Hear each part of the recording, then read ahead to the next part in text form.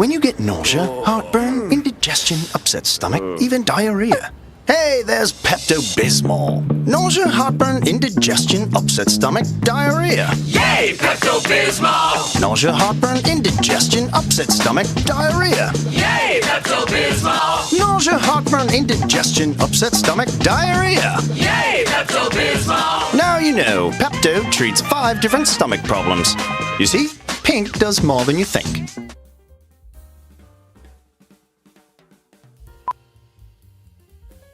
Getting rid of things before they turn bad is important. The same goes for things in your digestive system. When you're irregular, stuff your body does not need lingers in your system and may cause you discomfort. So do something about even occasional irregularity with Activia. Occasional irregularity causes unused things to stay longer in your digestive system. Activia with bifidus regularis is clinically proven to help reduce the time they spend inside you. So help get things working the way they should with Activia.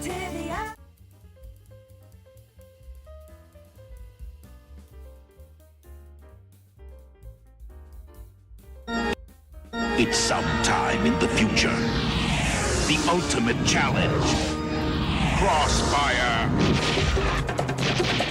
Crossfire! You get caught up in the crossfire!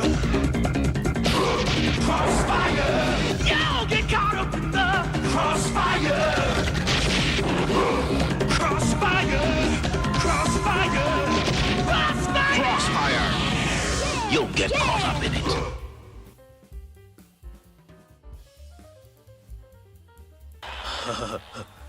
Butt cheeks. Yeah.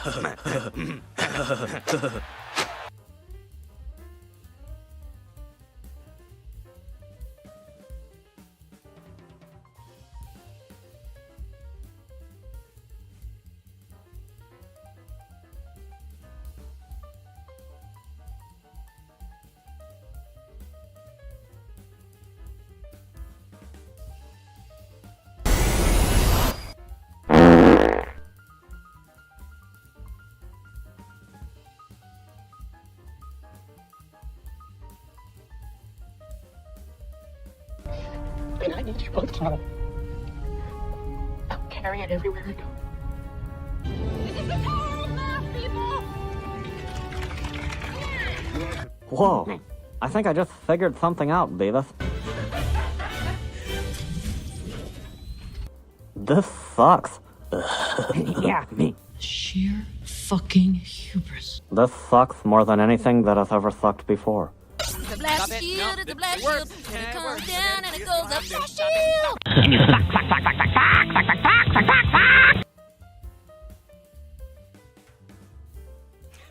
Oh god. Discovery was so bad. Oh, holy crap. So this is like 17 things. I'm gonna be all over the place on this, aren't I? Hold on to your butts. I guess we're holding on to our butts. Click. Oh, I'm in the wrong location. Shit. Damn it. So I didn't prepare. Hello, Anthony Way. I did not prepare. Should I put you guys on screen? You guys want to be on screen here? I almost don't want to be in the sun here. I gotta. Well, did you click the video link I gave you in the link? If you did not, if you guys do show up live, I do sometimes click or link songs and things before I go live, and yeah. So let me see your cigarette lighters. Yay! Yeah. I mean, boo. I mean, I'm all over the damn place with this.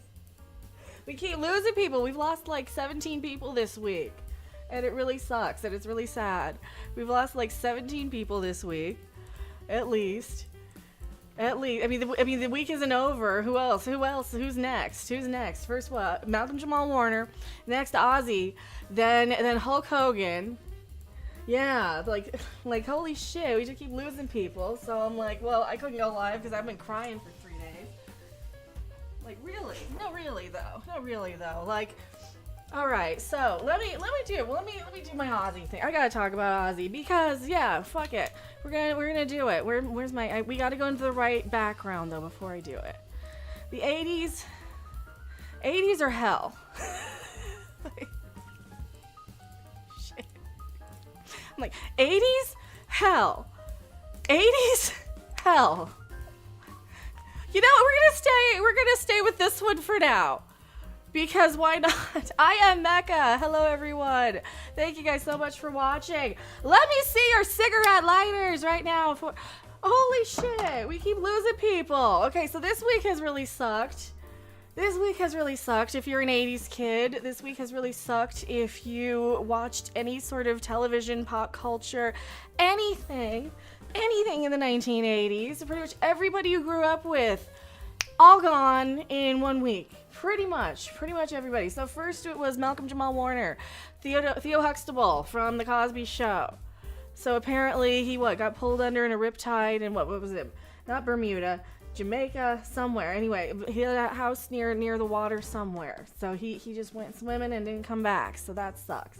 Next, Ozzy. Holy fucking shit, Ozzy. Holy fuck. What was my... was that my fucking reaction? Holy fucking shit, Ozzy. Let me tell you. Ozzy Osbourne is somebody. If you are a metal person at all. Okay, I grew up listening to heavy fucking metal. Where is it? Heavy crapping metal. As a kid. I mean, what's this? I got a Ghost jacket literally on camera most of the time. I still like metal quite a bit. Not like a lot of radio metal. Not a lot of radio metal with a few exceptions. My actual engraved with my name on it Z-Rock Metal Militia dog tag from the 80s, 90s, late 80s, early 90s. Probably like 1989, 90, 91 in that era. Okay, so if you're like me, I play guitar because Black Sabbath riffs on guitar are fun to play on guitar. Between Black Sabbath, the Ramones, the Misfits, and Deep Purple, those were the ones I learned to play power chords on. Like those sort of songs, those. Iron Man, Sweet Leaf. Those are good entryway, gateway metal. There would be no metal without Black Sabbath. Okay, so first off, you got me with that. There is like the metal dad to any metal aspiration of anything I ever had, being a guitar player, being a singer, any of that. Because without Ozzy and Black Sabbath, there would be no metal. Okay? We wouldn't have that. So to lose somebody who is a father and an icon to every single person you have listened to, admired, looked up to music-wise, every person who's got you through a tough time in your life with a song that you just resonate with, relate to, everyone who has ever been there for you when people aren't, you can always just go and tune into your favorite song. They would not be here if not for somebody like Ozzy Osbourne, for Ozzy specifically, and Black Sabbath. The whole generation of 80s hair metal, headbanger stuff, all of that wouldn't be here without that. Judas Priest, Iron Maiden, they wouldn't sound the same if Sabbath hadn't have been so damn heavy. If they hadn't tuned down, sounded so deep, sounded so perfect. The tritones, for example, on the songs. Summoning the demon and the beast himself, figuratively or literally, who cares? The occultism, the mysticism, the rebellious, pissed off, fuck you society attitude. There's a great documentary, The Decline of Western Civilization Part 2, The Metal Years. It has Ozzy on it. I believe that's what that's from. Where he's in the kitchen making scrambled eggs. And he's talking about how he didn't want to work a 9 to 5. He just wanted to, like, what else could he do other than have metal in his life and music? And I'm like, that's why I'm on YouTube too, is because I came out of this kind of heavy metal, music-y, do something more creative with your life than just work a stupid 9 to 5 for a soul-crushing job where you just die on the job, right? That's metal to me. in a nutshell. This raw primal rage. This raw primal rage. Here, let me at least put something on here. The raw primal rage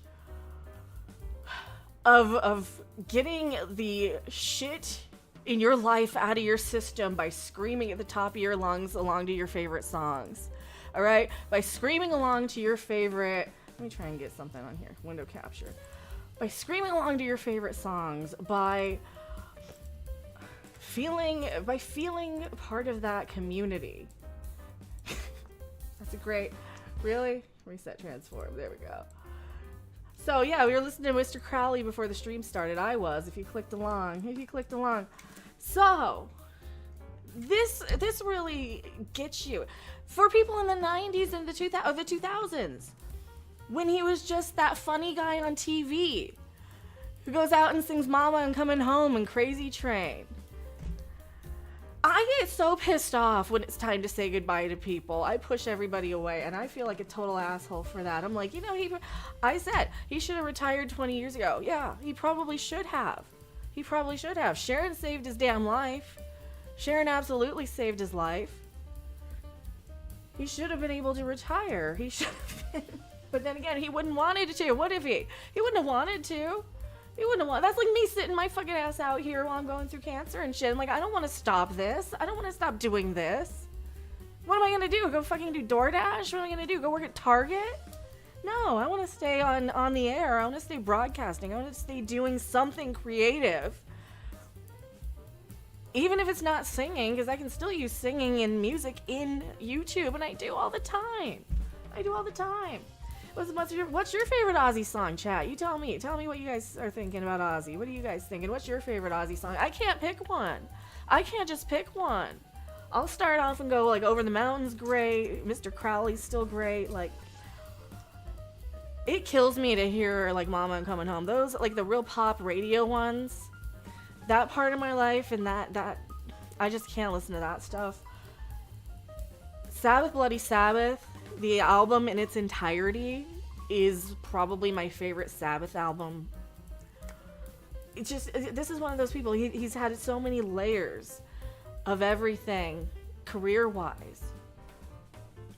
And yeah, for reality TV people, that's the wacky rock star dad. You know, that's the thing with these people who were so edgy and feared at one point in their lives, is that they came back on redemption.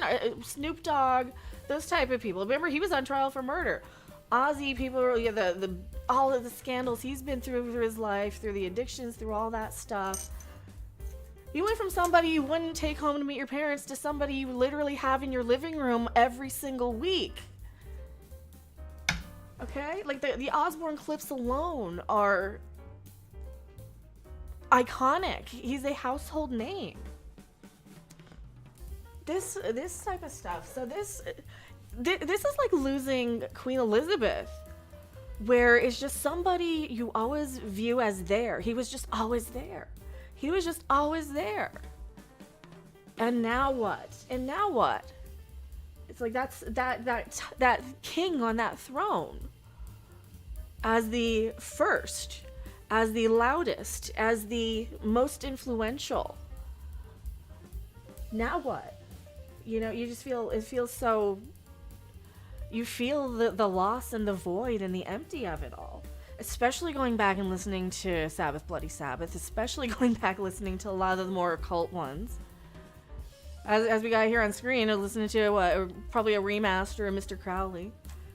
You listen to some of these old ones, and they still sound as good as they did then. I could still listen to a lot of stuff off the Ultimate Sin, and it still sounds just as good today. So for an 80s kid where Ozzy was just always on MTV, Shot in the Dark was always goddamn on MTV back then. It was just always on. That's such a good song too. It was just always on MTV. So to lose that royal, influential level of iconic being is such a it pisses me off. It pisses me off. I go through the crying stuff, and then I'm angry, and then it's like no. You know? It's like, I'm one of those people, like, I know damn well what rock stars and really famous, influential people mean to everybody else. But then there's always gonna be that one little thing that I just like, no, but without this, I wouldn't be me. Without this album, I would not be who I am. And that's without all the metal and stuff. I wouldn't be who I am without all of that. But then again, same thing with all the electronic stuff. With something like Mr. Crowley, it's got a massive keyboard solo with stuff from the later Sabbath, heavy keyboard. There's a piano solo in Sabracadabra, right? You go into all of these synth stuff, and I wouldn't be me without the synth and that 80s stuff too. And I wouldn't be me if I hadn't sat my butt at wrestling shows in 1991 and literally seen Hulk Hogan live. So then you're not even done mourning Ozzy, and then you gotta move on to now fucking Hulk Hogan. Regardless of what he said and was canceled for and what he voted for, there's that 80s kid inside of you that still remembers going and watching those or watched them on TV and knowing how ridiculous they are, but that's a fun escapism. It's very much a masculine, it's like a boy hobby, the wrestling stuff was, and I haven't watched it since 1991, to be really honest. But to have these iconic people, all from the 80s, all gone all at once, it's like, wait, this isn't the 80s anymore. We're all grown up all at once, and it's like your childhood just disappearing in front of you. It's like having to sell your toy collection. It's like this whole huge part of you is no longer there and available in the same way it was. And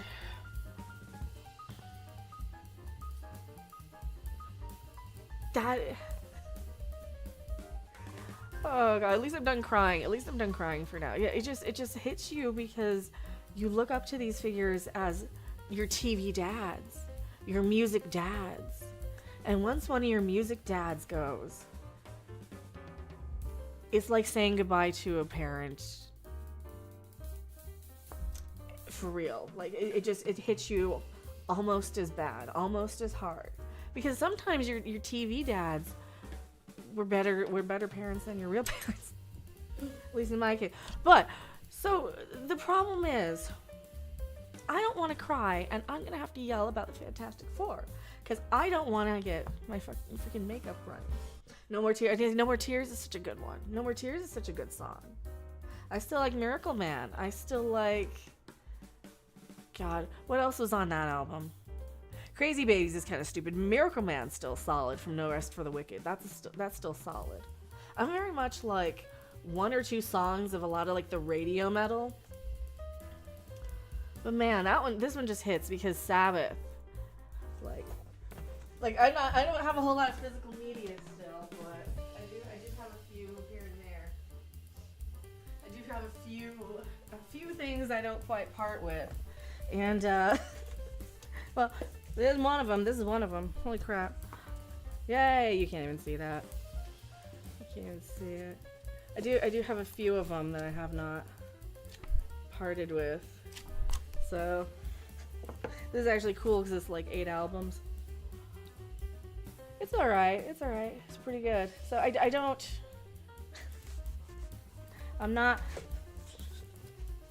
didn't sell everything. This is what, the first 8. This is the first 8 albums in it. That whole era. Like I said, Sabbath Bloody Sabbath is probably my favorite out of back then. So, what's your favorite Sabbath album? What's your favorite Ozzy album? What's your favorite Ozzy song? What's your favorite Hulk Hogan memory? What's your favorite this and that? And like for me, with the wrestling and stuff, it's like, it's all the same thing. It's just it's the stuff on TV. It's that fun stuff on TV that you could come home to after school, after a crummy day at school where you're tired and you had too much homework and whatever, you know, and oh hey, there's my TV families. There's my TV people that are fun. There's the music. There's Hulk Hogan. There's the wrestlers. It's just, So yeah. I am Mecca. I might upload this, I might not, but man, good. I didn't cry. Yay me, I didn't cry. Like, I don't want to cry. All right, now I gotta deal with my freaking anger. Now I gotta deal with my anger about this movie, because I've been trying to stay angry so I can rant about this movie. Hello, TLO of MLPS. Hello. I can't even say.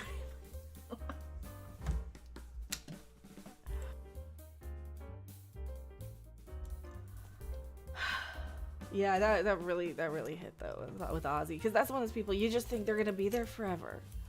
They're gonna be there forever.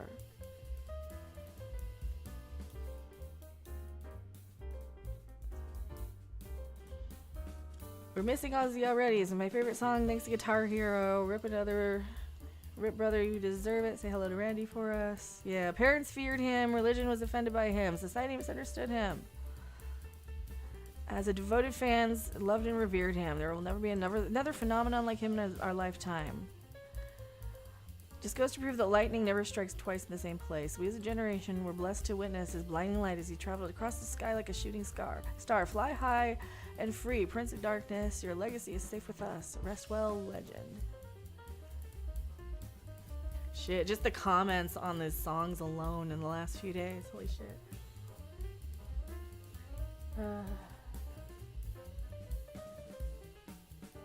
Yours is Hulk Hogan. Yeah, Hulk Hogan too. It's like bam, you aren't done with grieving one, and then Hulk Hogan. It's like regardless. It's like I'm just now kind of remembering. Hey, I actually enjoyed some of this stuff back then.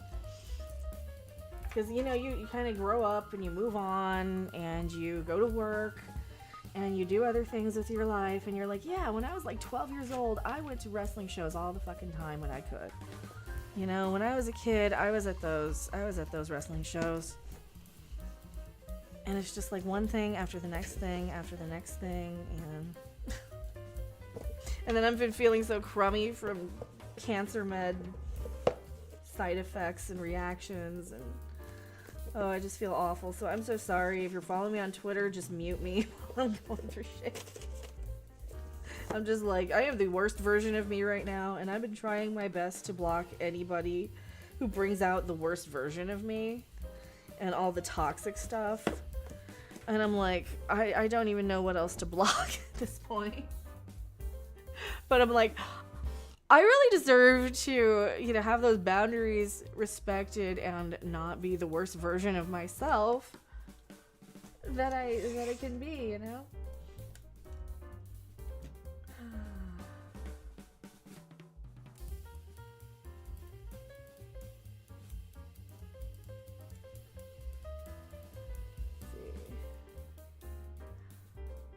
Okay. The other sad thing, is that good movies and TV shows are no longer being produced. I have a theory on that. So, you know how some people like to throw all of their FU money around at agendas? Actually, I might clip this. Let me clip this. I need more caffeine, too. I'm like...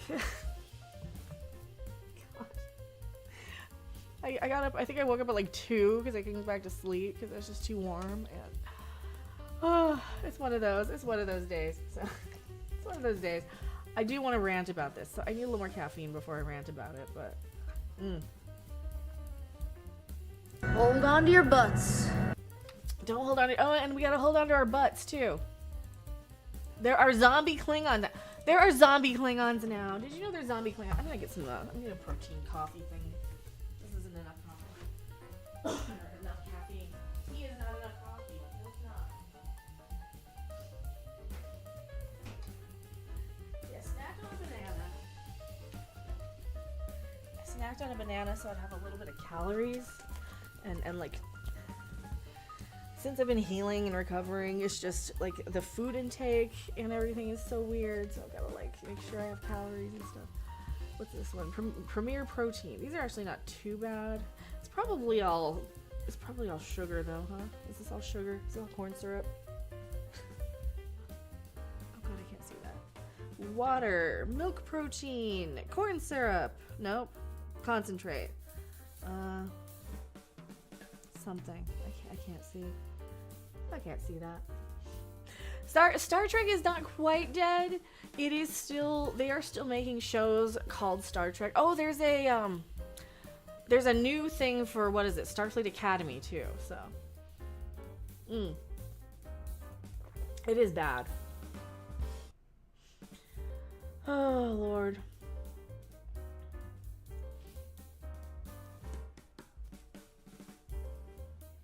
You watched the old WWE pay-per-views from the 90s? See, when I was watching it, it was WWF. That was when I last watched it. It was like WWF. That was when I last watched it. There you go. Put you guys on screen. Yeah, when I last watched it, it was WWF. But man, it was fun back then. It was just such a dumb, goofy thing to watch when you're a kid. Okay, what?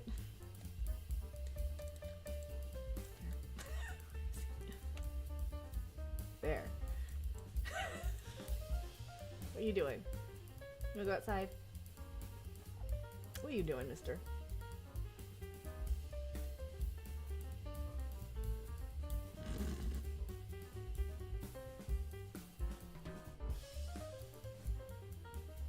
You remember when it became WWE in 2002? See, yeah, I had long since stopped watching it then.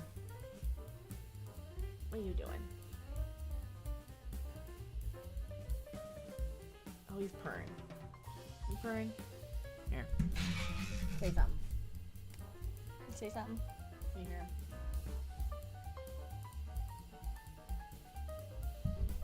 I don't know what he wants. What are you doing?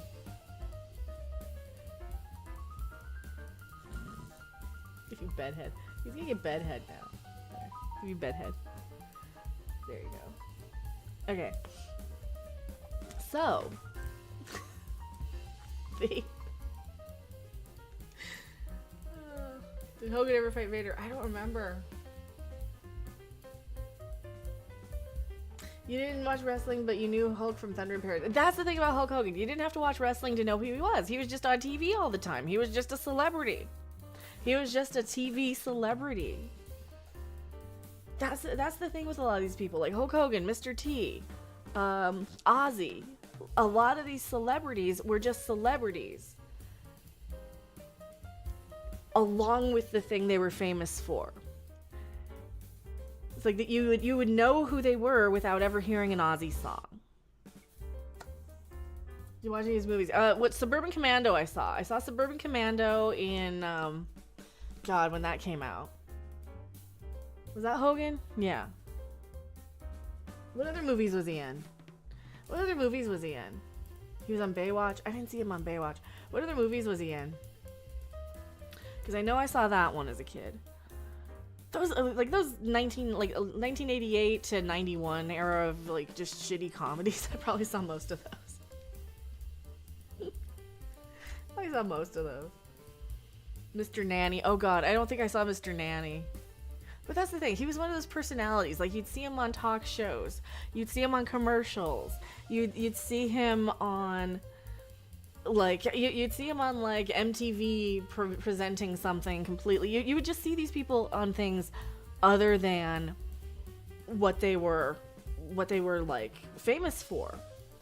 And the thing about wrestlers in the 80s and early 90s, they all looked different. They all had their own identities. They all had their own personalities.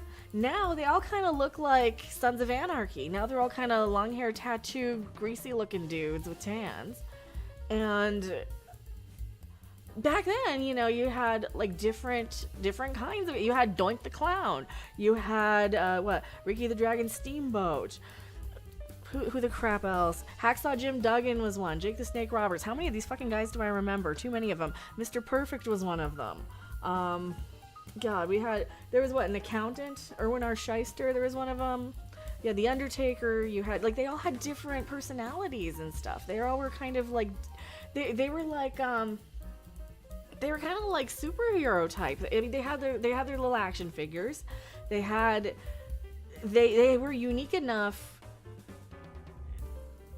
to distinguish between each other, you know?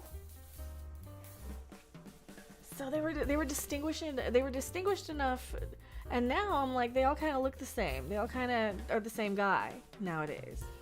They all kind of remind me that they're all kind of the same. So I don't watch that.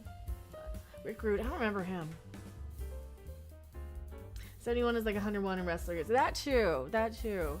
That's one of those things. It's like you forget, oh yeah, they're all 80s wrestlers.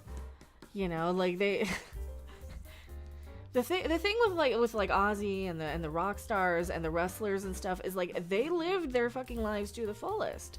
These guys did all the drugs, they drank, they partied, they did steroids if they were the wrestlers or whatever.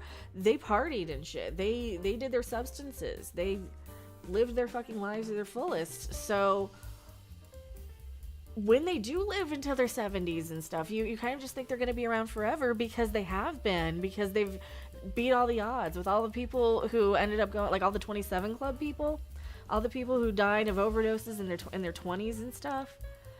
And then you have people like Ozzy and people like Hulk Hogan who were still around until this fucking week.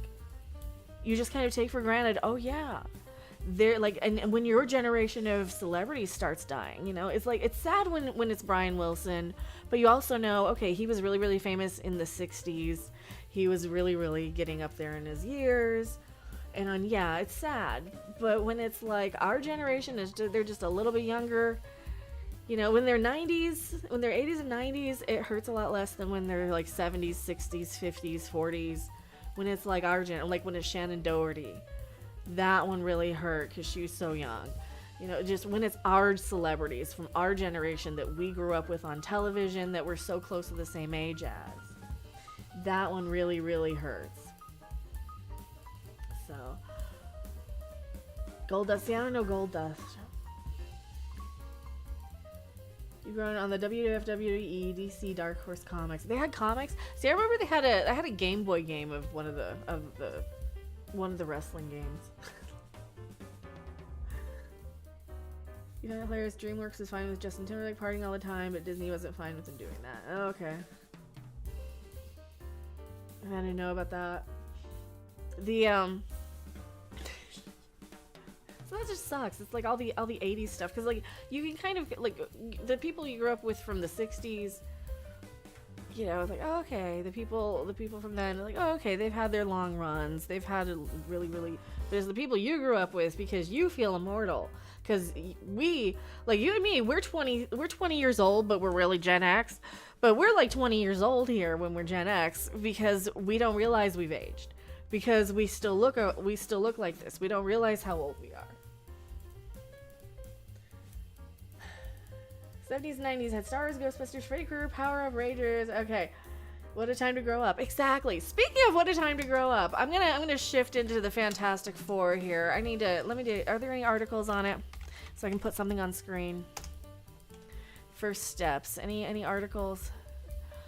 Holy shit! I hated this movie. Holy shit! I hated this movie.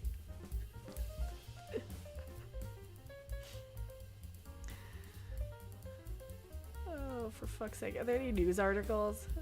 Oh, here's the box office on Deadline. Here we go. Here's box office for it. 125 million, it looks like. Okay, here we go. Holy shit, I hated this movie. Oh my god, I hated it so much. I hate this movie so much. Oh, he gave it too high of a score. This movie is worse than he says. I don't know what he said about it. I saw a tweet. This movie is worse than he said. Okay, it is worse than he said. Window capture, display capture. Window. Let me get the...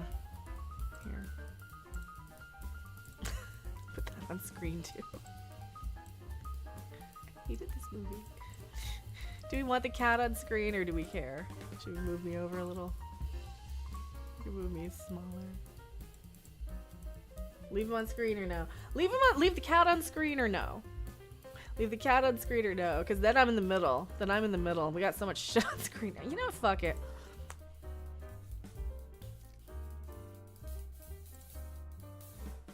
Doing this live. Yes, I'm leaving the cat on screen. Holy crap, I hated the Fantastic Four movie. Hold on to your butts. Yeah, you're gonna need to.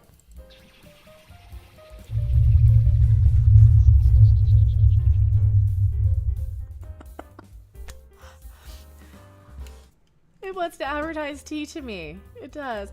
I am Becca. I have watched the Fantastic Four First Steps. Oh, there are many problems with this movie I will get into. It does very much a few things that I cannot stand movies do. Whose bright idea is it? First things first, whose idea was it? Whose idea was it to take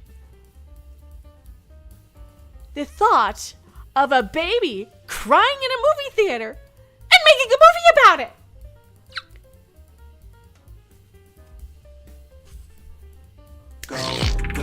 Go. Okay. Seriously. So what was the director and the writer thinking? Gee, what's one thing everybody loves in movies? When they bring a baby in and it starts crying? Let's just make that the whole freaking movie. Let's make that the whole freaking movie.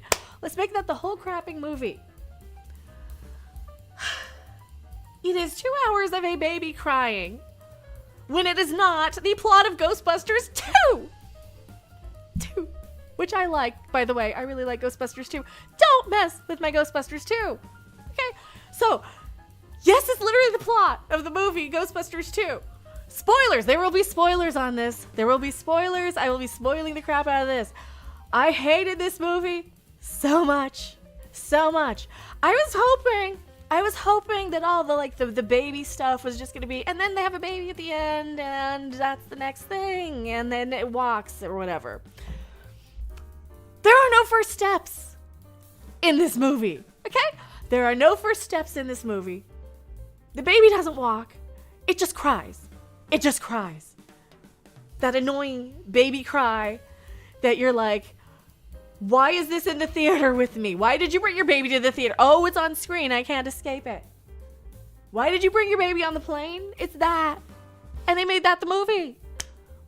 Okay, so the premise of this movie is they do skip ahead quite a bit too, and then they're just super powered. They do skip over that quite a bit.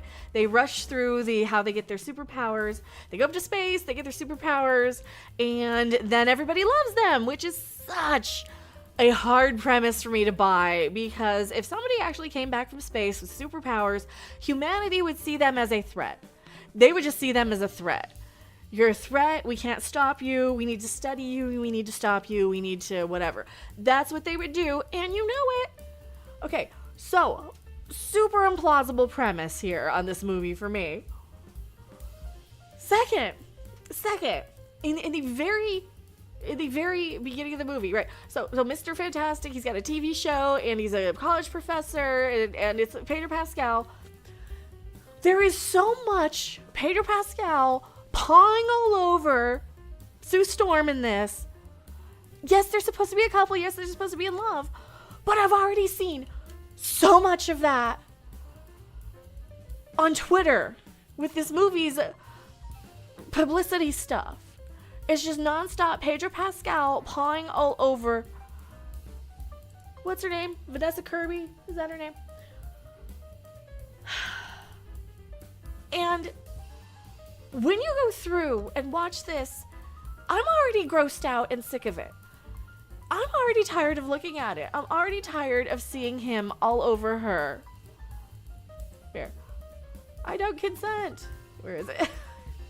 I don't consent. Where is it? Can I add this? Oh no, go back.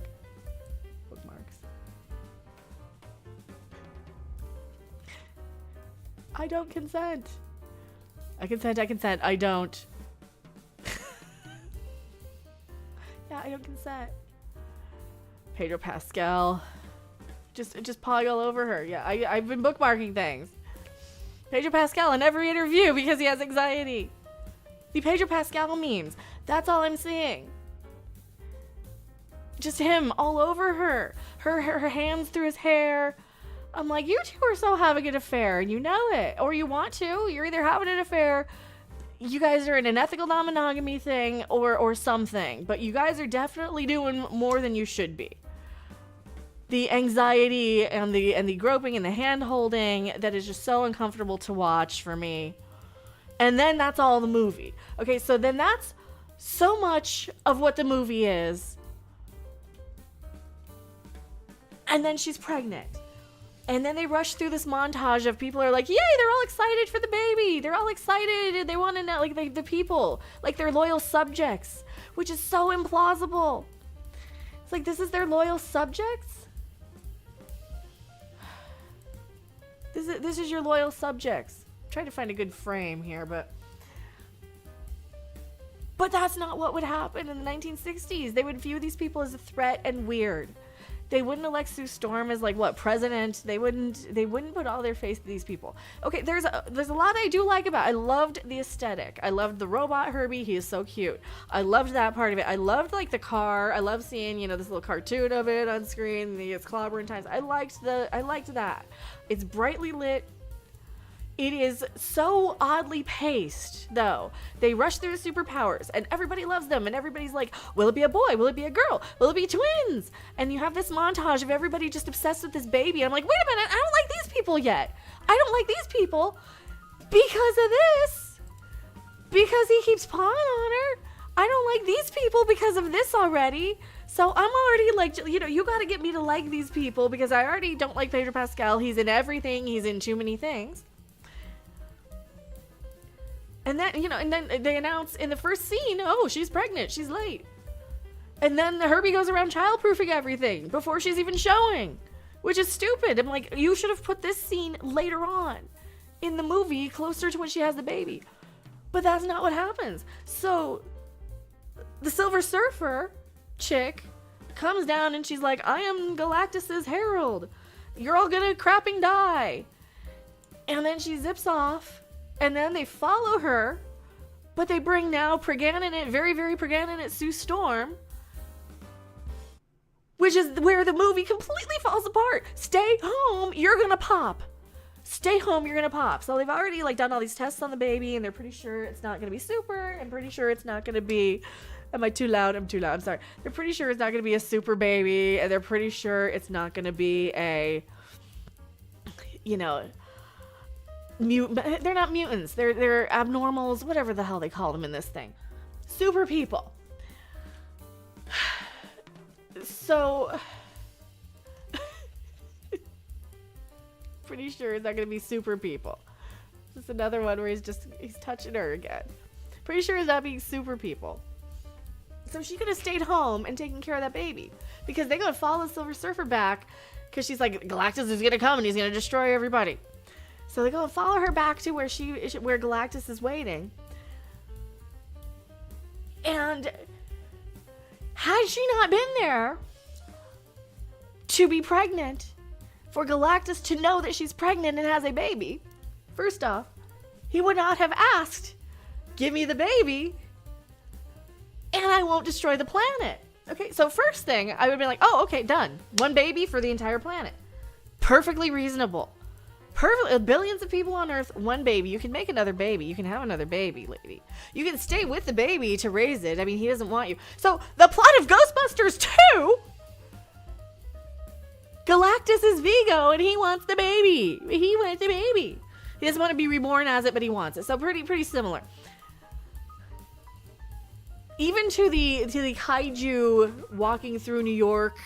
Remember the Statue of Liberty in Ghostbusters 2 walking through New York like a kaiju? He does that too. He even looks at the Statue of Liberty while he's walking through New York, fake New York, stupid Galactus. I mean, he's really cool looking though. Okay, Galactus is really cool looking. But for fuck's sake, give him the fucking baby. First off, you should have stayed your pregnant ass home. Second, give him the fucking baby. Save the planet. Okay? Unless, like you're me, and you don't believe the planet deserves saving, because screw this place. I mean, I don't have enough money to live, so why the hell do I care? Like, I can't relate. First off, I can't relate. Most of your audience, most women cannot relate, because why? we can't afford babies, so we don't even think of it. We don't even think of it. We're like, we can't relate. We don't care. Only the most wealthiest, elite fucking people can even relate to this. They can even afford to reproduce. Your average person like me wouldn't even be able to think of it. Because why? We struggle to take care of our own selves and our own health. You know, I've gone through a year of chemo. I am not thinking about a baby right now. That is the last thing I would ever do or bring into this planet when healthcare is such a mess, when the food is so expensive, when rent is so expensive. That's the last thing anybody can relate to is this seems like fucking Elon Musk propaganda of have a baby, have a baby, have a baby, have a baby, just like Doctor Who did. Remember Doctor Who, Miss Belinda Chandra. She was living in a flat with her friends, or flatmates, not friends. She wasn't even friends with these people. And then she was a single mother with a stupid kid in a huge house with no father to be found anywhere. With no father to be found anywhere, left as a single mother, and now she's happy. Okay, so this whole movie,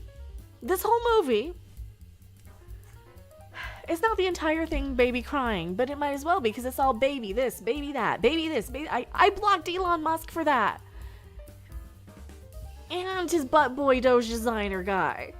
You know, his little hanger-on, suck-up guy, brown nose or whatever the fuck you want to call him, because all they do is go, have a baby, have a baby, have a baby. I literally blocked them for that. I am stressed out seeing that because I am going through cancer treatments.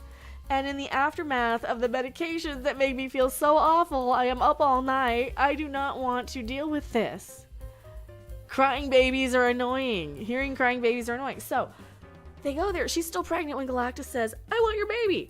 And they're like, no. I'm like, fuck you. Give him the baby. Give him the baby. Who the fuck are you? You're the only fucking people on this planet? Did you ask these other people on the planet? No, they didn't. No, they didn't. So they get back to Earth but it takes them the entire way back from Earth to Earth. She's having the baby. She's straightening out the kid. And it's one of those push contractions. Push contractions. I spent the 80s and 90s sitting through every TV show and movie with some woman screaming, pushing out a kid. Can I never see that again in a movie, please? I never want to see that again in a movie. I already don't like her. I already don't like how he's just hands all over. It's like Gomez and Morticia. They're like dry humping the whole fucking movie. I'm like, is this the Addams Family or a Fantastic Four? He's molesting her all over the place in the whole movie. So she finally has the kid. She turns invisible, has the kid. It starts crying, and I'm like, oh my god. This is not what I want to hear in a movie theater. Crying baby in a movie theater. No! Bad! Bad! Bad, bad, bad! No crying babies in movie theaters. No! Keep your butt home when you're fighting aliens. Bad, bad, bad, bad. You put your baby in danger. Bad. No. Next. So that's like the first 20 minutes of the movie. So all that's rushed. All that's just rushed for them going and chasing, what's her name? Shia LaBeouf, whatever the fuck her name is. Because she's not the Silver Surfer. She's the chick Silver Surfer. Okay, so... which works with the story, because Flamin' Johnny isn't really that gay. He's trying to bang the Silver Surfboard chick a little bit. Like, he doesn't want to kill her, and that's part of it, is because he's all hot and bothered for her. So he won't kill her, because she's like the one working with Galactus to go and scout all these planets to destroy anyway in the first place. Oh, God. So anyway, they get back to Earth, and they're like, yeah, we failed. He wanted our baby, and we said no. And the people are like, so fuck you. Fuck you. As they would be. As they would be. As they would be. Sorry. And cancer meds getting a hot flash. Sorry, I apologize. And thank you guys so much for keeping me alive with the GoFundMe. Rent is due really soon. If anybody's in a position to help with that, I would really, really, really appreciate it. Any bills, if you could throw me $60 for my phone bill or $50 for the electric or whatever. It's actually more than that, but and anything Car insurance is due. And yeah, I've been going through cancer treatment, so I can't do anything else other than this. So thank you guys so much. I appreciate it. So where am I in the movie? We're back on Earth. They're like, no, give him the baby. And she's like, I have to go and tell everybody, see, this is our baby. This is our baby. This is why we're fighting. And we're just like you. And really so. So she convinces them to let them fight and find another way to stop Galactus. So she... They did set up, you know the guy Stingray from Cobra Kai? He's in this as, I can't remember what superhero. So they set up like a flashback of fighting him for a hot minute. They skipped through so much of the stuff we wanted to see, like them fighting like the other guys, like random monsters and shit. They skip over that. So they're like, hey, Stingray from Cobra Kai, can we like evacuate the city underground to your underground? Because he's like the king of the underground city. I don't remember what the hell his name is, but he's Stingray from Cobra Kai, and he's the king of the underground city, and he's some sort of superpowered somebody or other. So he's got an underground area, and they used to be enemies, and now they're buddies. So he lets all the people go and evacuate down there because Galactus is coming in about 5 minutes. So Silver Surfboard Chick comes back too, because of course she does. Not yet though. Their plan is to teleport the whole planet away until that fails, because they can teleport an egg across the room, but they need to like turn off all the power on the whole planet just to save one kid, and then they have to go and put the kid as bait for Galactus. And I'm like, just give him the kid. How many people are gonna get killed because you're just so selfish with this one child? Just give him the kid already. So they can't teleport the whole planet away before Galactus gets there, because Silver Surfboard Chick comes back and she starts smashing up all their little teleporty sub-relay stations all over the planet. And so Flamin' Johnny comes in and he's like, hey, Silver Surfboard Chick, stop it. I speak your language, bitch. And they start speaking their language back and forth. And he finds out that she doesn't want to actually be the person who goes and kills entire planets because the screams and stuff were just too much for her to bear. So she turns and she helps them, but it's too late to do the original plan, so they have to go in and teleport just him in the middle of the city. So of course they use the baby's bait. He goes and reaches and grabs the baby, and I'm like, just squish the damn thing or whatever. Not really, but like, I'm just sick of it crying. I'm sick of it crying, and I'm sick of everybody dying because of this one child.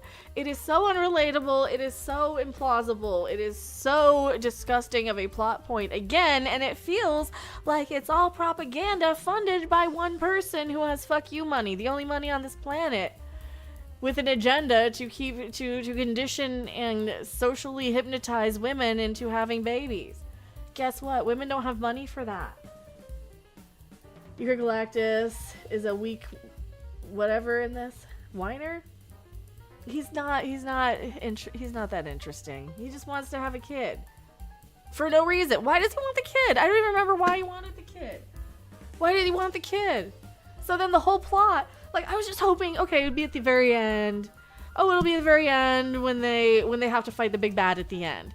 Like, that's how I was like hoping the movie would. I was hoping the movie would be like them setting up who the hell they are a little bit, but not like going into too much detail, having like a mid-range bad guy to fight, and then, you know, much like a Godzilla movie, then you got to team up with the mid-range bad guy to fight the real bad guy. And then she's pregnant, so she has to go away, and then she has the baby while they're fighting.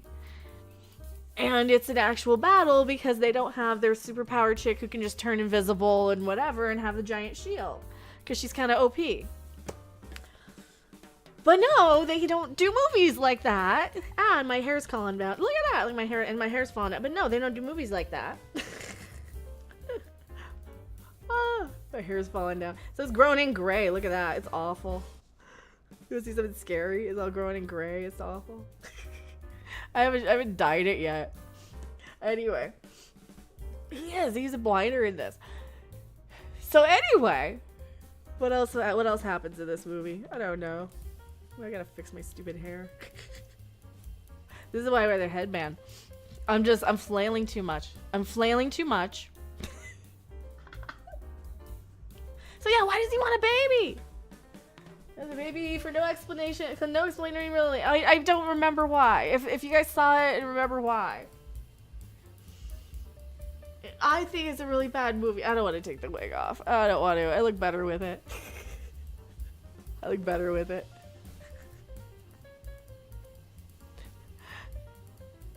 So, what else happened in it? Oh, she ends up pushing him into the Shia LaBeouf chick, Shia LaBeouf, Silver Surfboard chick ends up pushing Galactus into the teleporty point because... Why?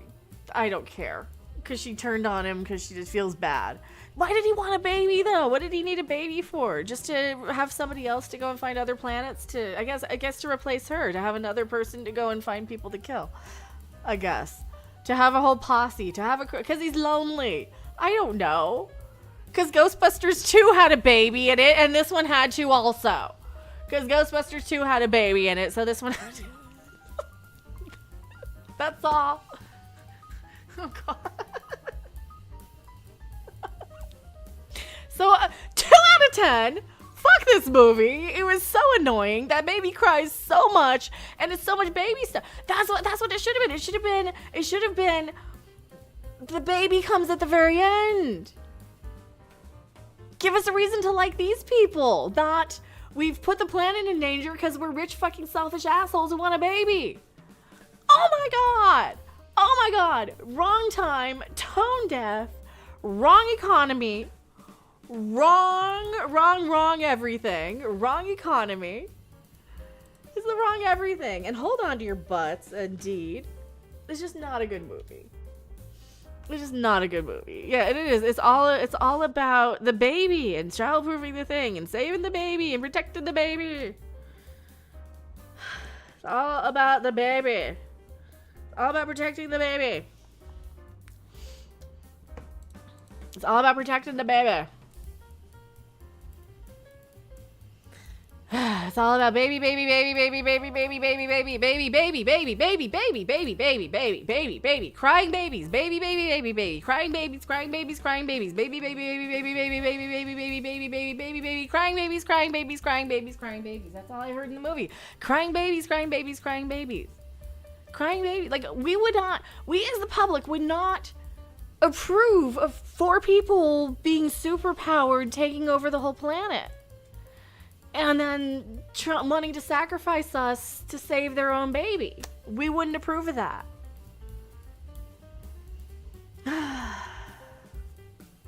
So that's my problem with the movie. 2 out of 10. F this movie. It had real pacing. Like it was really unevenly paced. It has like okay moments, but it's guilty of that Pixar dialogue where there's always these little quips and natter and people going back and forth and the argumentative stuff. Superman's a much better movie. Superman is a much better movie. It's a much better sit. It's much more interesting. But again, it's another one. It's like another one of those stupid movies. It's just I can't with babies and things. I just cannot care right now. With the economy this bad, with my health as bad as it is, with any of this stuff, so.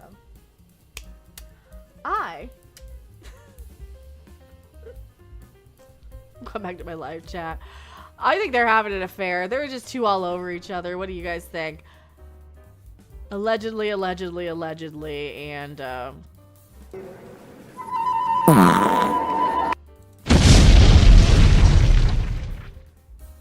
What do you think? What do you think? Are they fooling around? Are they having an affair? Star Trek. I gotta talk about Star Trek. I gotta talk about Star Trek a little bit. Hold on to your butts. You guys watching Star Trek? This one's better. This one's better. Okay, where is the what is it? Flarsteet?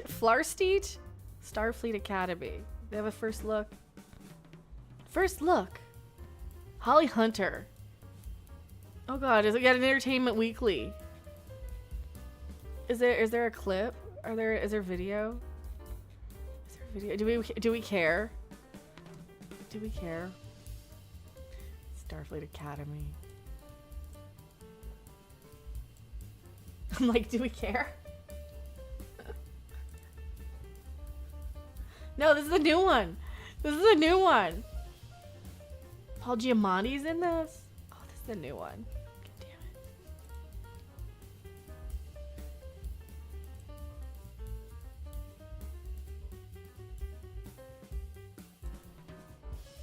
it. Hold on to your butts.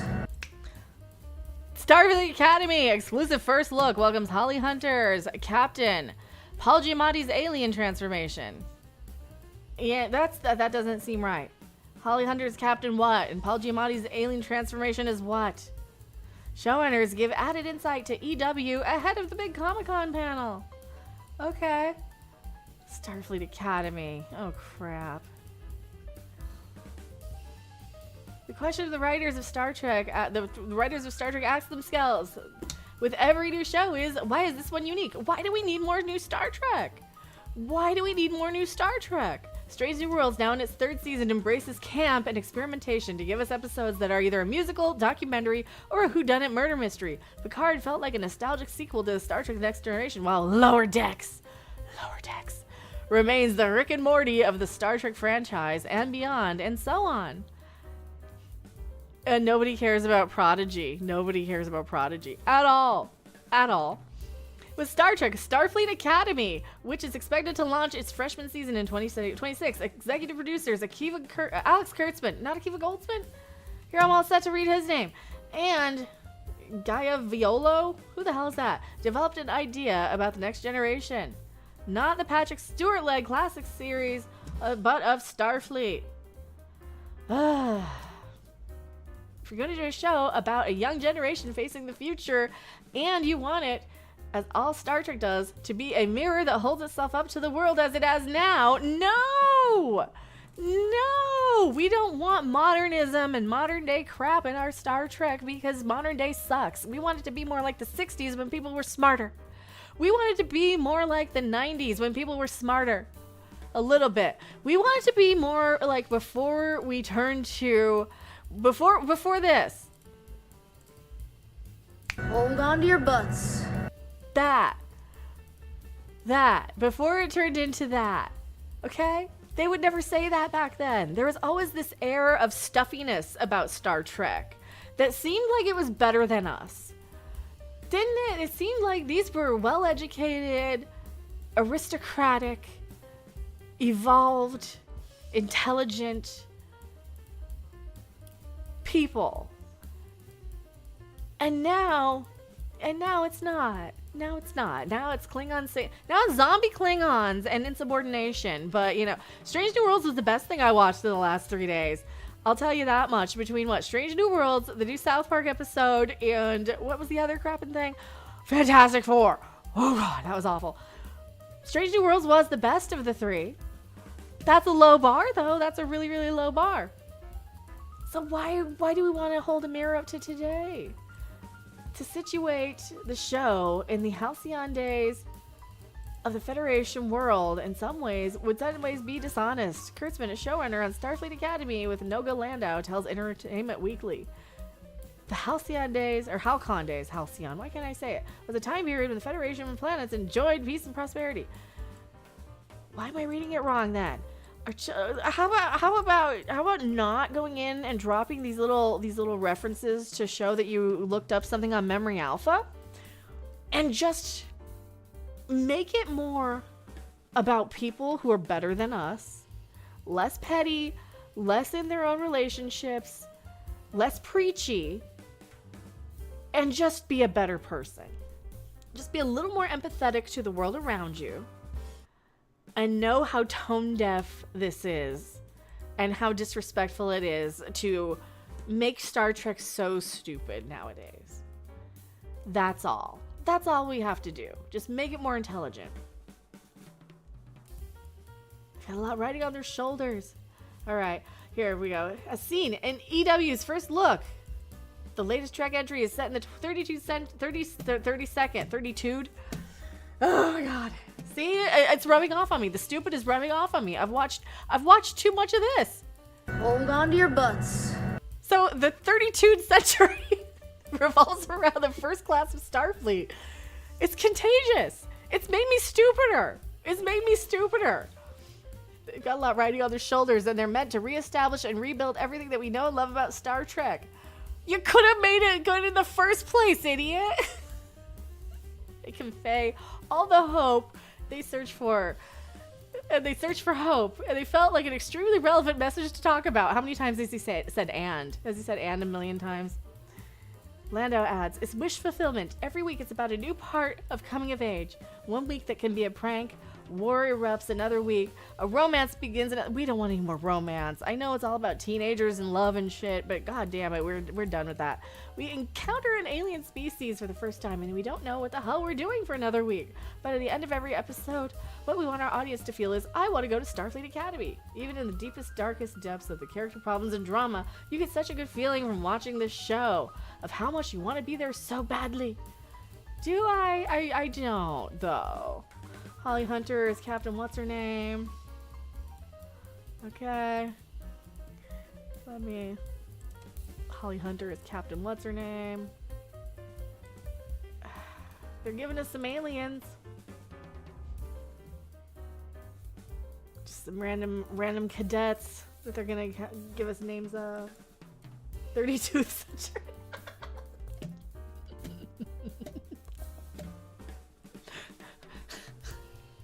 It made me stupid. Star Trek made me stupid. Star Trek, you made me stupid. Do better. Oh my god, Tig Notaro. Tig Notaro is gonna be in this too. Of course she is. Robert Picardo returns as the Doctor.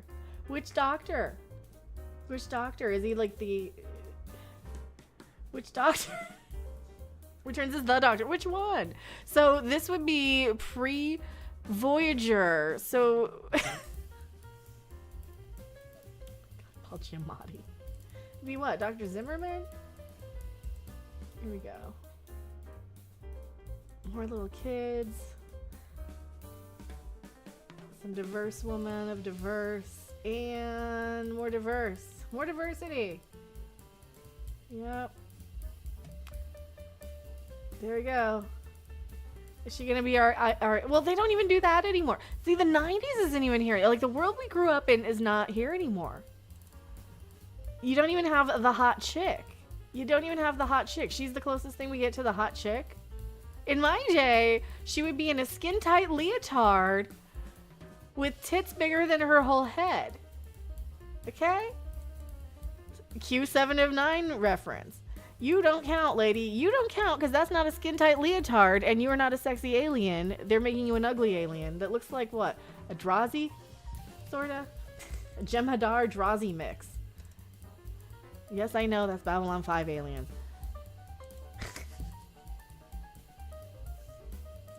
This show.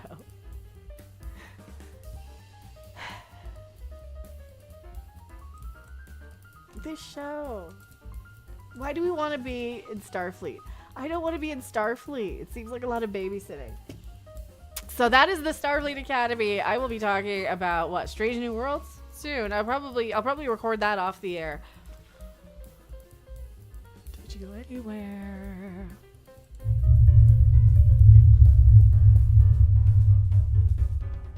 That's the wrong thing. That's the wrong thing. That's the wrong thing to end the video on. Holy crap. Oh my god.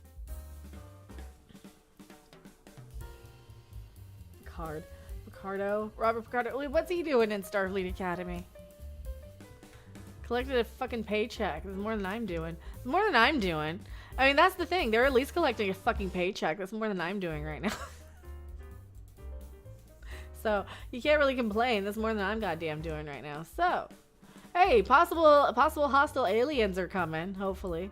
Hopefully. Here, give me a second. I gotta fix my stupid hair. Let's watch something. Let's watch something. I don't know what. What's more American than a cheeseburger? This cheeseburger. loaded with a hot dog and potato chips. In the hands of all-American model Samantha Hoops. In a hot tub. In a pickup truck, driven by an American bull rider. On an aircraft carrier. Under the gaze of Lady Liberty. As she admires the most American thick burger. With a split hot dog and kettle-cooked potato chips on a fresh-baked bun. New at Carl's Jr.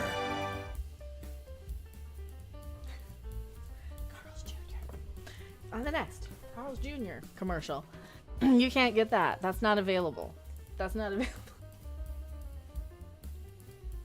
That's not available. You can't get it. Hey, aliens are landing. Look at it. Look at this. Where is it? Can I put that on screen? They're not, and this is like an unverified source. Oh my god.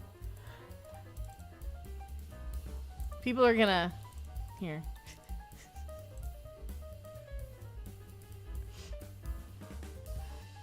Be mad.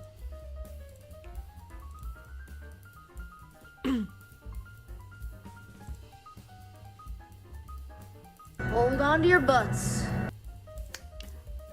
Potentially hostile aliens are potentially landing, potentially sometime soon, and they're potentially hostile and potentially here.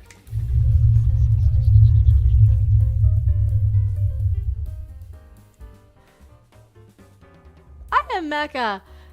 The United States government apparently thinks that aliens are real. They're spending money on... Why is this... No. There, get behind me. Possibly hostile alien threat detected in unknown interstellar object as shocking new study claims. Can't we stop spending money on stupid shit like this, the United States government? You guys, they're out there spending money on UAPs and UFOs and all this stuff. And like, if you're spending money to see if UFOs are real or not, still, in this day and age, that means they're not here. You're wasting my money. You're wasting my time. Get the crap out of here, okay? Spoilers!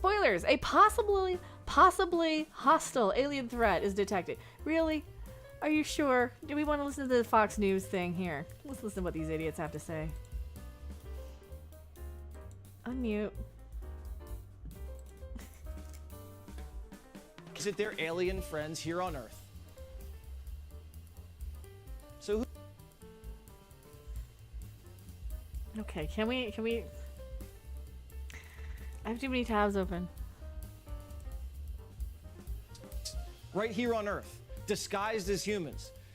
And all the UFO sightings we hear about, those are just spaceships from other planets coming to visit their alien friends here on Earth. So who are these aliens living among us? They're called crypto-terrestrials. They're highly advanced, incredibly deceptive, and they're capable of hiding in plain sight. There are several theories on the origins of these crypto-terrestrials. Some speculate an advanced ancient civilization was destroyed, with only a few surviving in secrecy in the base on a moon. And we don't know for certain where these crypto-terrestrials are from. They're putting this on Fox News. They're putting this on Fox News.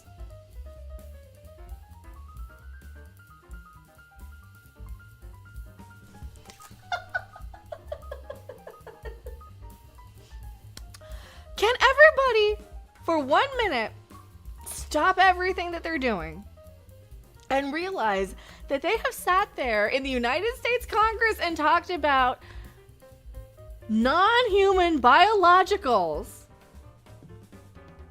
Okay, they're doing anything they can other than lowering the crapping rent and fixing healthcare. They're talking about a conspiratorial secret ring of people who flew underage people in and out of things to very wealthy, powerful people. They're talking about aliens. They're talking about Snoop Dogg and Diddy, and they're talking about Ozzy and Hulk Hogan. They're doing everything they can except freezing housing and make sure it's lowered, lower property taxes, lower payroll taxes, eliminate those.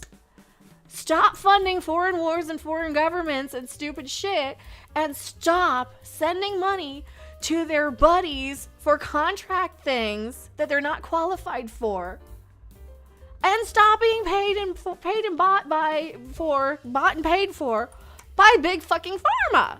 They're doing they're trying to drop aliens on us rather than realizing and admitting that big pharma has been funding both sides of the politics just to sell you drugs, just to sell you restless leg medication and boner pills and heart pills and every pill under the sun and jabs and injections. And they want to sell you horse paste, which is also big fucking pharma. Okay? They want you mad at big pharma to go and buy a big pharma fucking product. And they're doing everything in their power, including talking about fucking aliens, to distract people from the actual money trail that goes all the way back up. Even if they exist. But one thing's for certain. Many believers think that the government knows more than they're letting on. A Pentagon official came forward this week revealing their 7-minute encounter with a glowing turquoise UFO, which gave off enough energy to power a city. That official isn't alone. More UFO whistleblowers are breaking their silence and exposing what they've seen. Watch. Oh my gosh. They're all going against the wind. The wind's 120 knots from the west. I was supposed to be watching, what was I supposed to be talking about? Star Trek Strange New Worlds and South Park. We'll get to the South Park in a minute. Look at that thing, dude. It's rotating. Oh my gosh, dude. Wow, look at that, man. Look at it fly. Biological anthropology professor who conducted this study, Michael Masters, joins us now. Okay, professor. Have you seen one of these, what are they called, crypto-terrestrials living among us? I've not seen one personally, no. And actually, the study is a very conservative approach to this question. As you did a great job highlighting in your intro piece there, this is a real phenomenon, and we need to take it seriously, and we need to start asking the questions about what are they, who are they, where are they coming from, potentially when are they coming? What are they? Why are they? What do they mean? Do I even have that? Oh, I don't have that. That's it.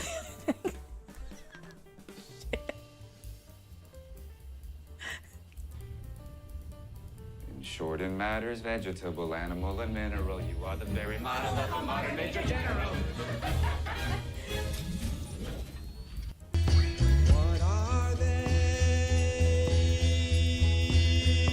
Why are they? What do they mean?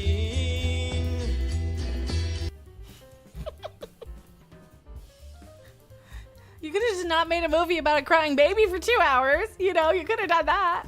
From Hollywood. And even could they have set up shop here on Earth in the past and be living amongst us? Wow, you say it's a real phenomenon. How do we know it's a real phenomenon? What do they look like? I mean, if you look across time and space, these have been reported for millennia. And even if you don't want to take that at face value, look at the cockpit videos, look at all of the reports by military police officers whose testimony we can certainly take seriously because they're trained to identify things that are a threat, and they're trained to identify things that are unexplainable. And there's so many cases where they do report just that. So the difference is we all see these things or hear about them visiting, right? In the spaceship or there's a sighting. But this study takes it a step further. It's saying they're living among us. Does that mean like Gutfeld's an alien and he's just disguised as a cable TV host? It's certainly possible, and I would look into that because you never know. But we should take the question of UFOs seriously. What we're trying to do is offer a grounded scientific approach to some possibilities about what they might be. So yeah, there have been other proposals as well. Me personally, I've written 3 books about whether they could be future human time travelers coming back to visit their own past, and in the same way I would as a biological anthropologist if I had access to that technology. And that is one of the possibilities we include in this paper. Is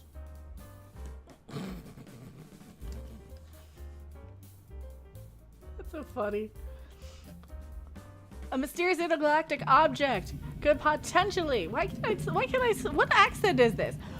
Could potentially be a hostile alien spacecraft. Can you stop with the video? Thank you. That's slated to attack our planet in November, according to a controversial new study. Oh, good. The consequences, should the hypothesis turn out to be correct, could potentially be dire for humanity. The researchers wrote in the inflammatory paper, which was published July 16th, to the preprint server, ARXIV. Southwest News Service reported. Okay, so here you go. Comment something, blah, blah, blah, blah, blah. Dubbed 31 Atlas. The interstellar entity was discovered July 1st, rocketing towards the sun at more than 130,000 miles per hour. Is that thing?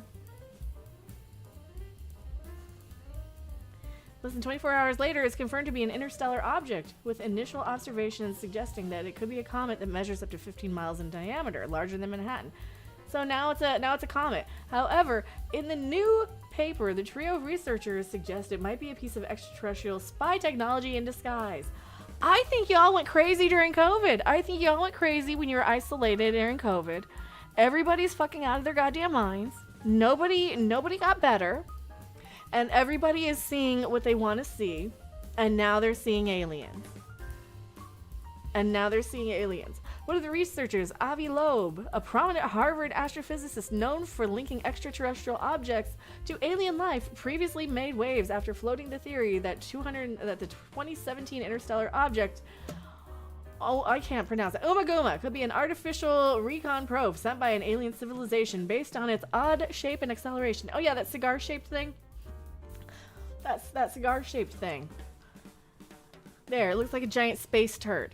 That's how you know it's aliens. It looks like a giant space. Only aliens would think it's a turd in space. Parker, you need a writer. I'm right fucking here. This is hilarious. This shit is hilarious. If you don't know what to put on your fucking show tomorrow, this shit. The giant fucking space turd that they're using to distract us all. Oh my God, call me. Call me, baby. Baby, honey, call me. Giant fucking space turd. Instead of just showing his goddamn Donald Trump's dick. Instead of showing his goddamn Donald Trump's stupid fucking dick. Can we talk about South Park for 1 second? Because I need to rant about that for a second. Trey Parker, you do not need to be jealous and have penis envy, and you don't need to go and point out how fucking tiny Donald Trump's dick is. We know you have the biggest dick in the fucking planet. We know you got the biggest fucking pair of balls that you have to fucking push around in a giant wheelbarrow. We know that. We all know that. Okay, you didn't need to go to the level of letting your writers phone it in and be like, fuck Trump, he's got a tiny dick and he's just screwing us all over by playing the old switcheroo while making himself richer. We know that. We all kind of knew that, but because of COVID and because of being locked indoors, everybody got broken. Emotionally, they were isolated from everybody. They were broken emotionally, and they all found their little cults and their little tribes and their little heroes to worship. And the heroes are just the same pieces of shit, only they went crazy because they were locked in COVID and went crazy from isolation. Okay, so everybody sucks. Everybody's awful. I'm the worst of all of y'all.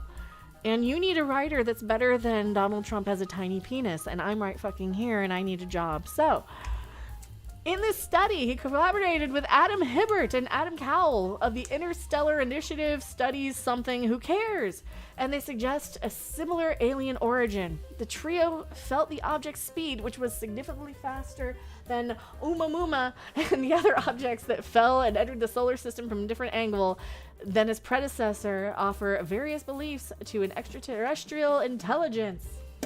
Loeb wrote, that was the big news with South Park, is that all that stuff was just random shit that they threw in a trailer. They haven't written any of it yet. They haven't even written. They don't know what the hell they're going to put on their next week's episode. Yeah, I think a lot of people stopped watching South Park. I'm like, that's still on. Thanks that it's still on, but for fuck's sake. One benefit. Here's what happened with South Park. The whole put a chick in it and make her gay shit. This whole...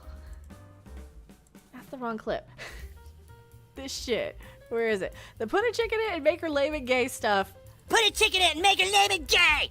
Legitimized the Fandom Menace group of YouTubers that I used to be, a cover girl for, apparently.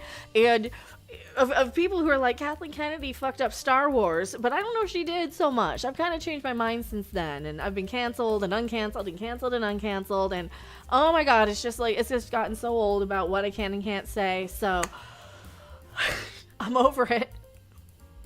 I don't apologize anymore. I'm just like, enough. The problem is I have with all of this shit is that it legitimized this little vocal group of YouTubers that also and it also kind of legitimized the anti-woke MAGA push on some of the people. Like, I was never MAGA, obviously, because I'm just too much of a fucking Colorado liberal from back in the day anyway, and I also hate everybody, so I go even further right than some things on some things, because I'm like, blow up the fucking planet already, I don't care.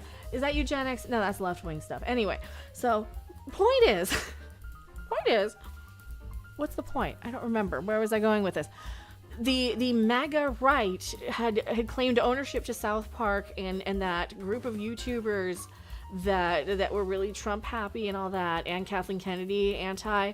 So that little group like kind of decided that they owned his opinions politically, and they're like, yay, now you're one of us, now you think what we think and all that, and they kind of did that with me too a little bit, where they're like, well, you get along with us, so clearly you think everything we think, and I'm like, I don't really, but then I fucking throw a temper tantrum and yell about it because I'm under so much stress and sick with cancer and all that crap, and it's a lot of pressure to be kind of shoved into a political belief that you don't align with.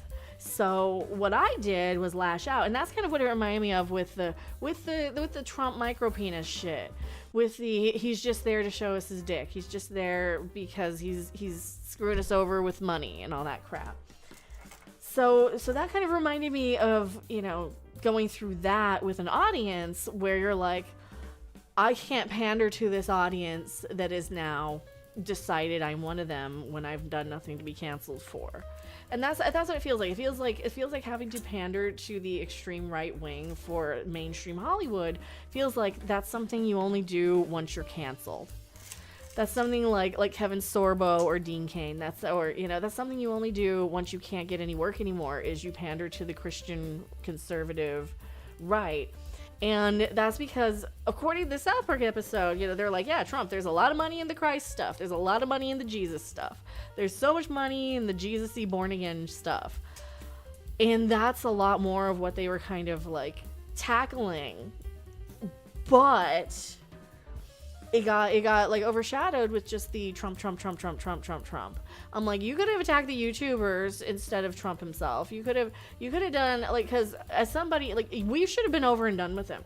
We should have been over and done with him by now, whether you support or not. It's like, I'm not like a TDS left wing whatever, but I also am like, you know, we need to move past this stuff. We need to move past the be angry at the political opponent, because both sides are fucking shit.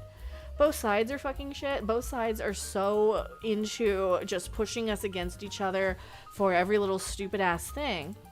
And that's kind of the problem, is that when it gets so entirely compartmentalized and tribalized into left wing, right wing, then you kind of feel like you're having to conform to your advertisers and your viewing audience in ways that doesn't give you the freedom to just create the stuff you want, because then you're feeling pressured to do the political stuff with the opinions that your audience will have, rather than whatever.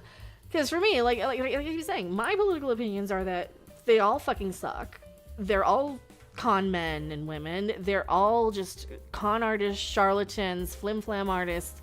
They'll all pretend to cry on camera at the right time. They'll just be like, and this is the thing we're going to talk about. Yes, this issue is so important. This hot button issue is so important this week. And like in Vegas politics, it's the same 5 assholes that you can't vote out because they just take turns. It's like, oh, we'll got the left wing this time, and then the right wing will take, oh, it's the left wing and right wing. Oh, the left wing comes in, and then the right wing comes back, and then the left wing goes away. And then they just take turns every 4 years. This one and this one and this one and this one. And it just gets so old between these same two candidates And that's what it is on a national scale. It's literally the same two assholes over and over again with just different suits on. And sometimes they got a set of tits and sometimes they don't. So it's the same two fucking assholes over and over again. I can't deal with it. So now the government says that they're UFOs now. The so-called undercover UFO research is closest to the sun. In late November, it will be concealed from Earth's view. This could be intentionally to avoid the detailed observations from the Earth-based telescopes when the object is brightest, or when gadgets are sent to Earth from that hidden vantage point.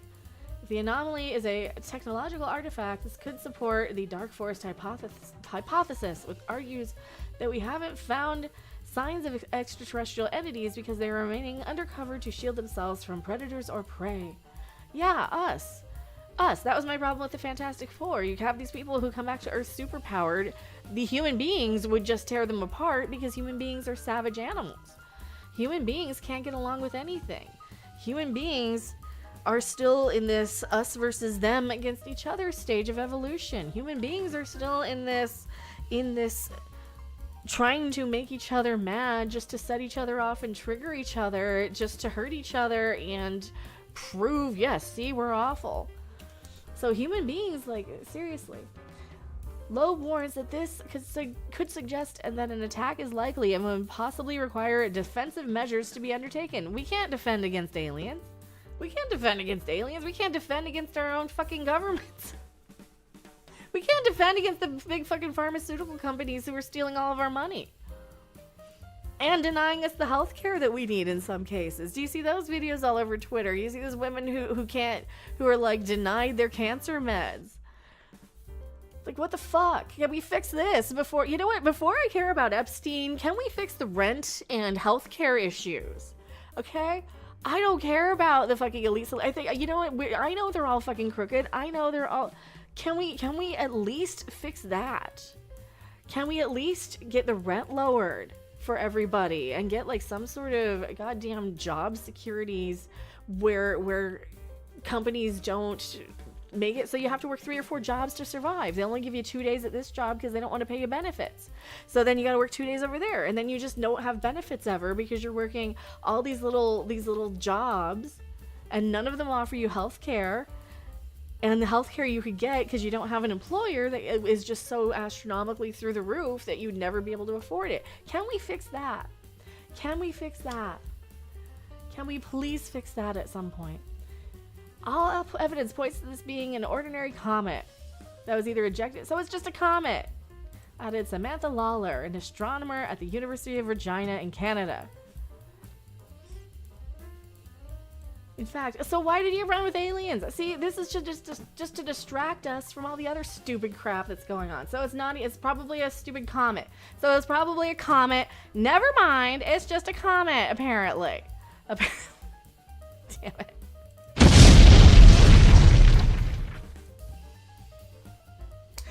And that's what I think of that. It's just a comet.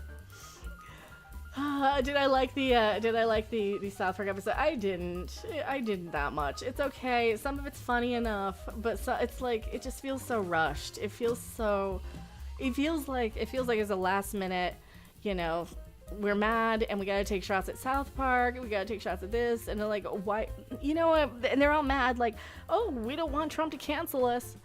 Yeah, who cares? Yes, you do. Why do you still want to be making this? You guys don't want to still keep making South Park. Don't you have a restaurant to run? Don't you have other shit? Don't you have families to go and take care of? Don't you want to go travel the world and enjoy your lives with your goddamn families? Don't you want to be out there mowing the fucking yard? Do you really want to be goddamn telling cartoon poop jokes until you're 70? Like, really? No, really. Do you really want to be telling cartoon poop jokes with the fear of the networks? I mean, I don't think they don't care about the network canceling them at this point. They're just gonna do what the hell they want anyway. They're like, so what? So cancel us. Fuck you. But it comes off on the episode like they're afraid of it. Here's another hot flash. And this is why I can't sleep at night. I get 2 of them in an hour. Ugh. So yeah, that episode was bad. Strange New Worlds is the best of all 3 of them. Strange New Worlds gave us Ensign hold on to your butts, getting actually disciplined, Klingon zombie. Well, the Klingon zombie part of it was kind of shitty. They only had the 2 plots, which was good. Hope you're feeling better. I'm trying. Thank you guys so much for hanging out. I appreciate it. Oh man. Should I leave this live? So I will be either clipping this and editing my Fantastic Four thing, or I'll just leave it up as a live stream. I might just leave it up as a live stream. It's not going to get a lot of views, but at least it'll be content. What do you guys think? Do you want to watch these? Do you watch these back when I'm just kind of ranting about like 2 or 3 different topics? How many episodes of South Park? I don't know. I think they just got 1 so far of the new thing. I think they just have 1 so far. But yeah, Fantastic Four. What else did I title this? It is the worst Marvel movie ever. It was awful. South Park, this needs to end.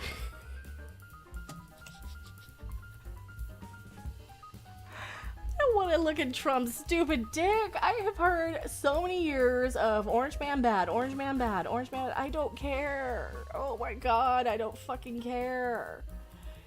Can you fucking talk about aliens, for fuck's sake? Can you goddamn talk about aliens? Or something stupid. Like, can we get to the point of South Park where it's not just Trump's stupid fucking dick, and it's something like... Here's what I would do if I were writing this. Copyright me and give me money if you use this.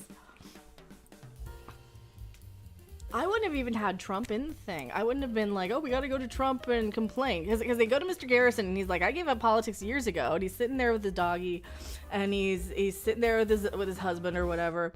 And it's now, instead of Mr. Garrison Trump, it's actual Trump. Okay, so now it's actual Trump. And they don't like...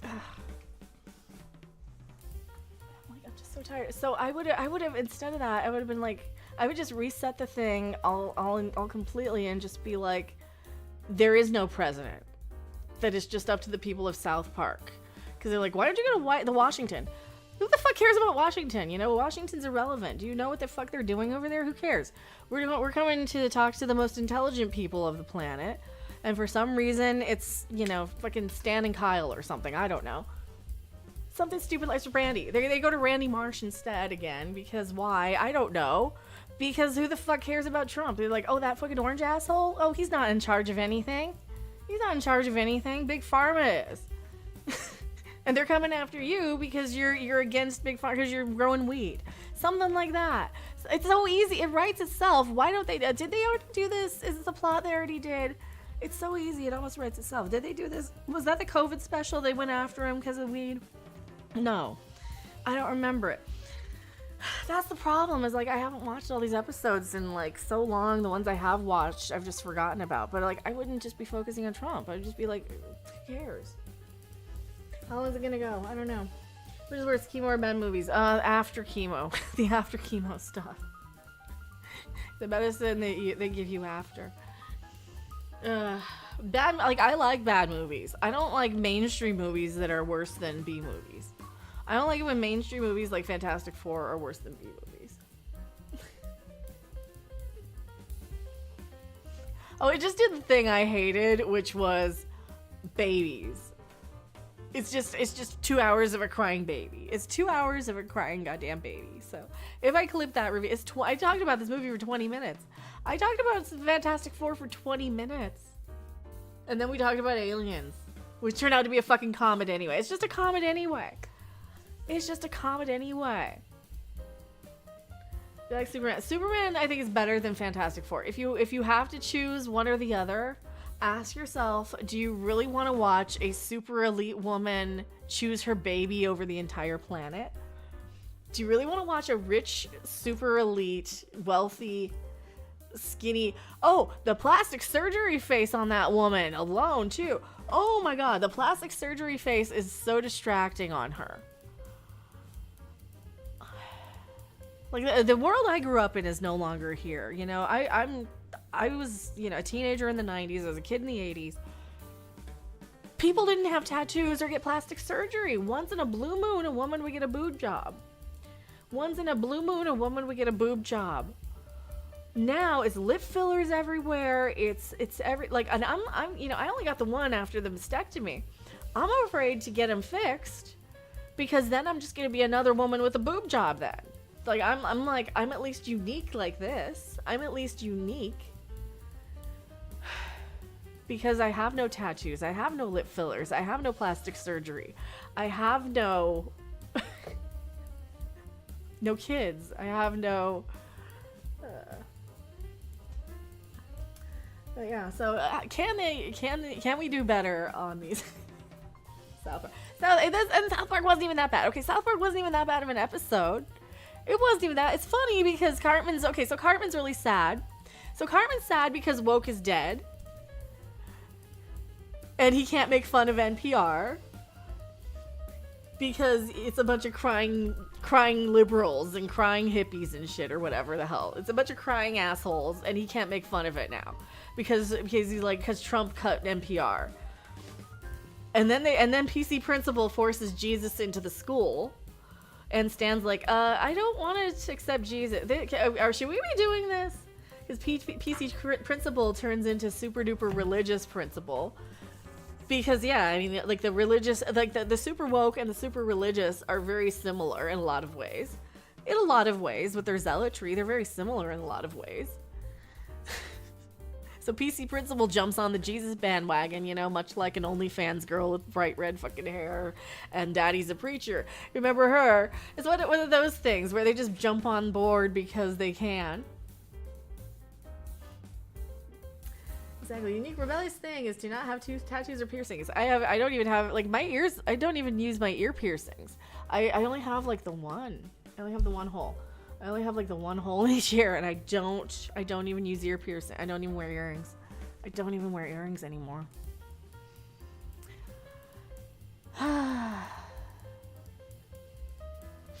It'll be the woke right's turn. Well, okay, they're just zealots. I mean, it's not woke right. They were just zealots anyway. So they're just back to being conservative Christian zealots. Like, oh my God, we're better people. We're so much better people than that. We're just better people. Like, you are not. You are not. You are covered head to toe in tattoos. You are not better and morally righteous than anybody. Thank you very much. Hallelujah. Hallelujah.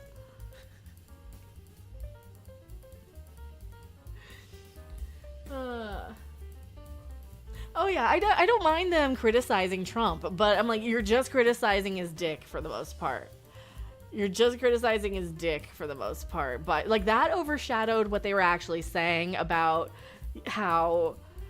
Can I play? You know, fuck it. I'll play it. I'll just play it. There's one clip I'm gonna play for y'all.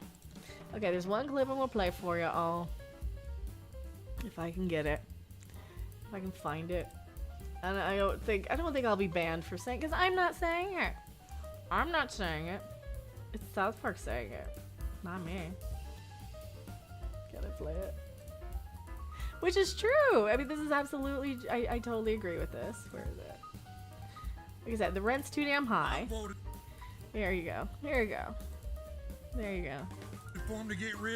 I voted for him to get rid of all the woke stuff. But now that retarded faggot is just putting money in his own pockets. Language. Also... Yes! Yes! Thank you!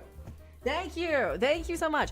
The problem we have with both sides, though. That's both sides of the politicians, though. That's all they do. That's all they do on both sides. I have not, in my lifetime, ever had lower rent, ever. For any administration, ever. Ever. And here's the thing with this. You got to remember, okay, so you got your redneck guy complaining about Trump now, which is true. A lot of the Trump voters are very upset because he's like, no, I'm no Epstein. Yeah, release Epstein. Yeah, release it. His voice goes up and cracks, and you know damn well he's not going to release the fucking shit because he's in it. Because he's in it, and it's just too complicated for that. And by the time you sort out just the regular people who are there and the victims, and it's like, it's all of them. It's everybody in the fucking government. And Hollywood for the most part, except for probably Trey and Matt. Trey and Matt are probably the only fucking people who aren't on the Epstein list, to be perfectly honest.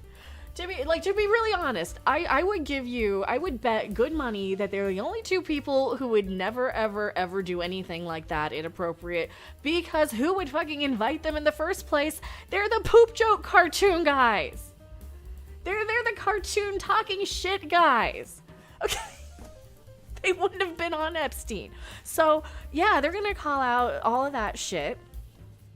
They're gonna call out the Trump shit for him just being a useless asshole right now.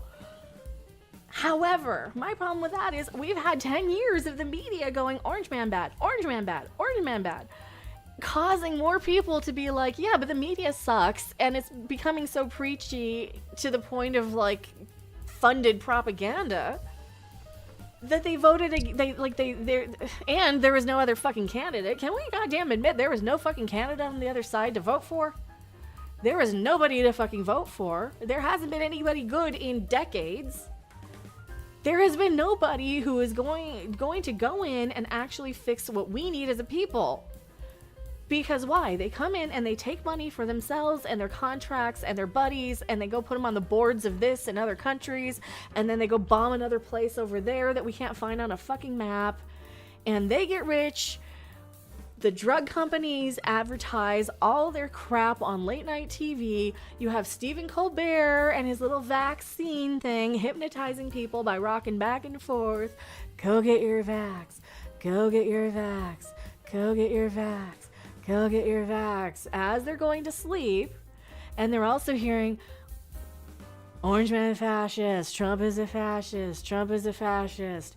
As they're going to sleep, and then they're mad and angry, and they don't even know why. They're just repeating back these little talking points, and then they come out across like fucking insane Looney Tunes people to people who are like, "What's going on? There's a virus, huh? What?"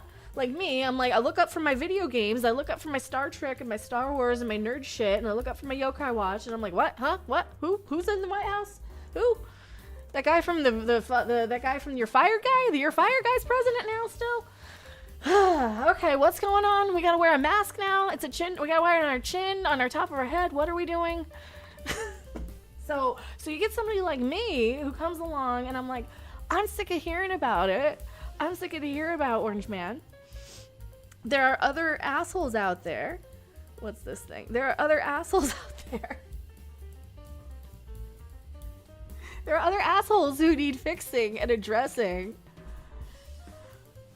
But we have been, as Gen X, collectively been too busy fucking working 2 jobs to goddamn stop and go and run for office, because we've never had a chance. We've never had the income. We've never had the money backing us.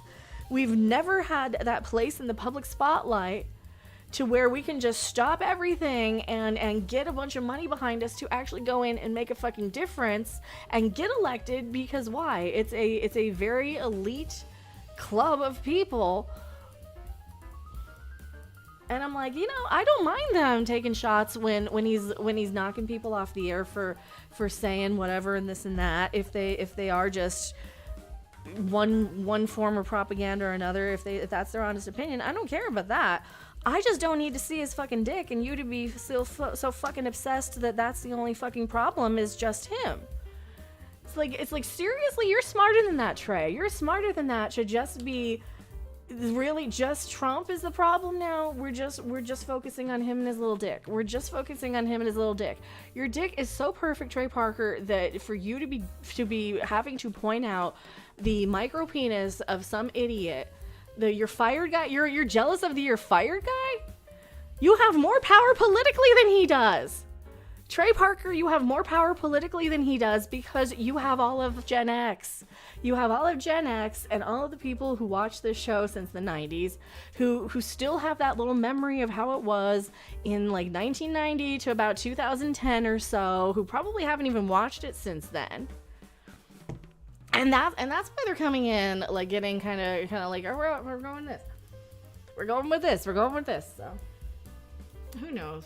Who knows? Yeah, and they're so rich that the left and the right become meaningless anyway. They don't care. These people who are so goddamn wealthy, with the kind of money that these wealthy elite people have, they could do some things like what Elon Musk is doing by funding all these movies to have this pro-baby message, because that's his agenda, is to find a bunch of baby mamas and kill everybody else who doesn't want it. Because as you know, Superman, the movies are the fictionalized version of what reality is. So in Superman, the movie was they send Kal-El to Earth to impregnate all the women and destroy everybody who says no. But Superman doesn't get that message. He's a good little farm boy, and he's like, dum-de-dum-de-dum, I love Lois Lane, dum-de-dum-de-dum. Which is the opposite of what the reality of the situation is, as somebody who thinks of themselves as a Superman, as an Iron Man. He wants to go around and impregnate every single fucking woman on this planet and then destroy them if they say no. And he's even, in my opinion, it feels like he's out there using everything on the back end of Twitter, because he can go through all your DMs and he can just blackmail anybody if he wants to. And I'm like, well, if somebody were trying to blackmail me, there's certainly some things that I've been seeing in my path that would make me think that. So, do it. Release the information. See if I care. Do it. See if I care. I have nothing to hide. I did nothing wrong. I am guilty of nothing. Your receipts are meaningless to me, and they are not my receipts. Now, that's very true. So, like I said, I'm not guilty of anything. That's the thing. The problem is with South Park doing this now is that it just feels like they're just going in to collect a paycheck to grab a bunch of money out. I don't think their heart's in it anymore. I think they're just phoning it in. I think they're just like I think they want to go and do something else, don't they? Don't they want to do something like they're just doing this because it pays a lot of fucking money, and like, why wouldn't you do something that pays this much money? But at the same time, I'm to the point where if somebody gave me like $3 million or something, I would have enough money to live for the rest of my life very comfortably off of the interest alone from that money. And I would be fine, and I'd be very happy. I wouldn't have the stress, because I'm on all these cancer stuff that was like, oh, you have to, sign a waiver because it's going to give you a heart attack. And I'm like, it's going to give me a heart attack if I keep worrying about money. I'm tired of worrying about money at this point. And it has nothing to do with fucking Orange Man in the White House. Nothing that is my problem in my life has anything to do with him.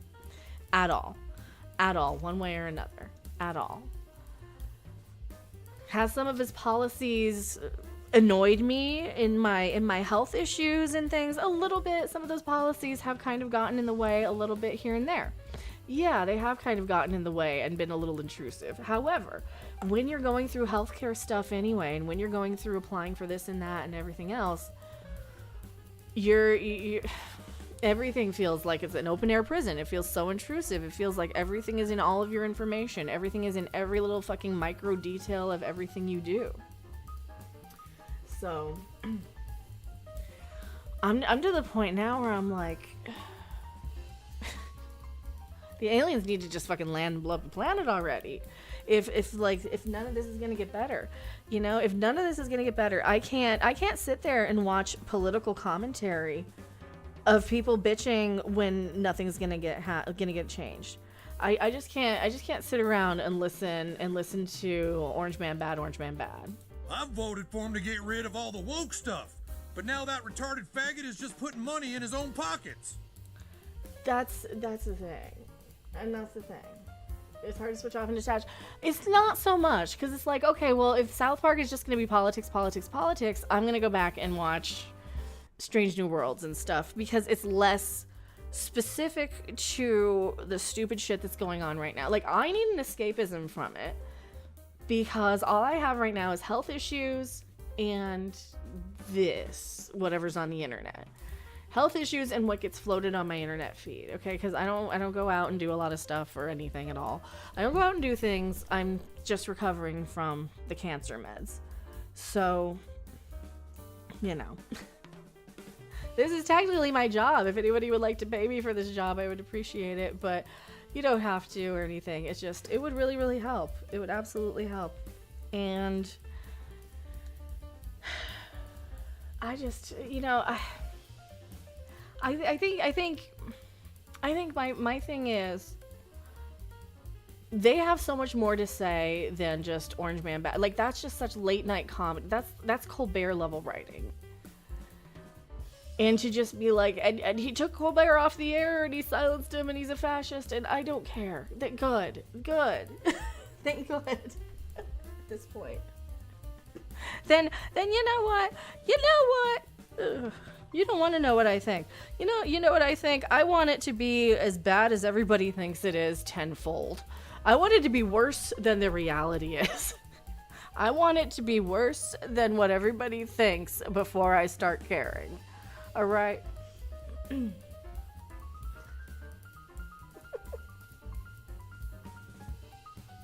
So I'm to the point now where I'm like, I don't care about the guy in the White House. I really don't. It's just so irrelevant.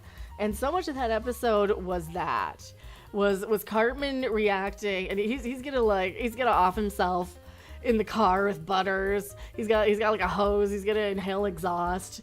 But spoiler, it's an electric car, so there's like okay, there's good Cartman moments in there. There's like, yeah, that's exactly Cartman. He would be pissed that they're banning NPR because, you know, for the wrong reasons. Well, the right reasons, because it's a bunch of crying people who are awful, and he just wants to mock it and laugh at it. Okay, that's very Cartman. It's very much what I would expect from my memory of what Cartman is, of the 27 years of having these characters around in our lives.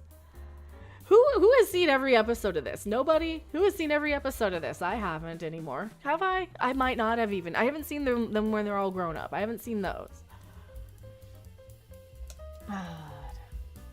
You'd rather go back and watch the 2004 Fantastic Four movies? This isn't any better than those. Okay, this isn't any better than those. Back to the Fantastic Four. I don't think this is any better than those. But you preferred Futurama? I can't anymore, Futurama. I liked it, but I don't know. Superman wasn't perfect, but was better than this. Yeah, Superman, I did like Superman better than Fantastic Four. Like, Fantastic Four was a really hard sit. It was a really, really hard sit. Because it is so much of the, well, go back and watch what I had to say about it, but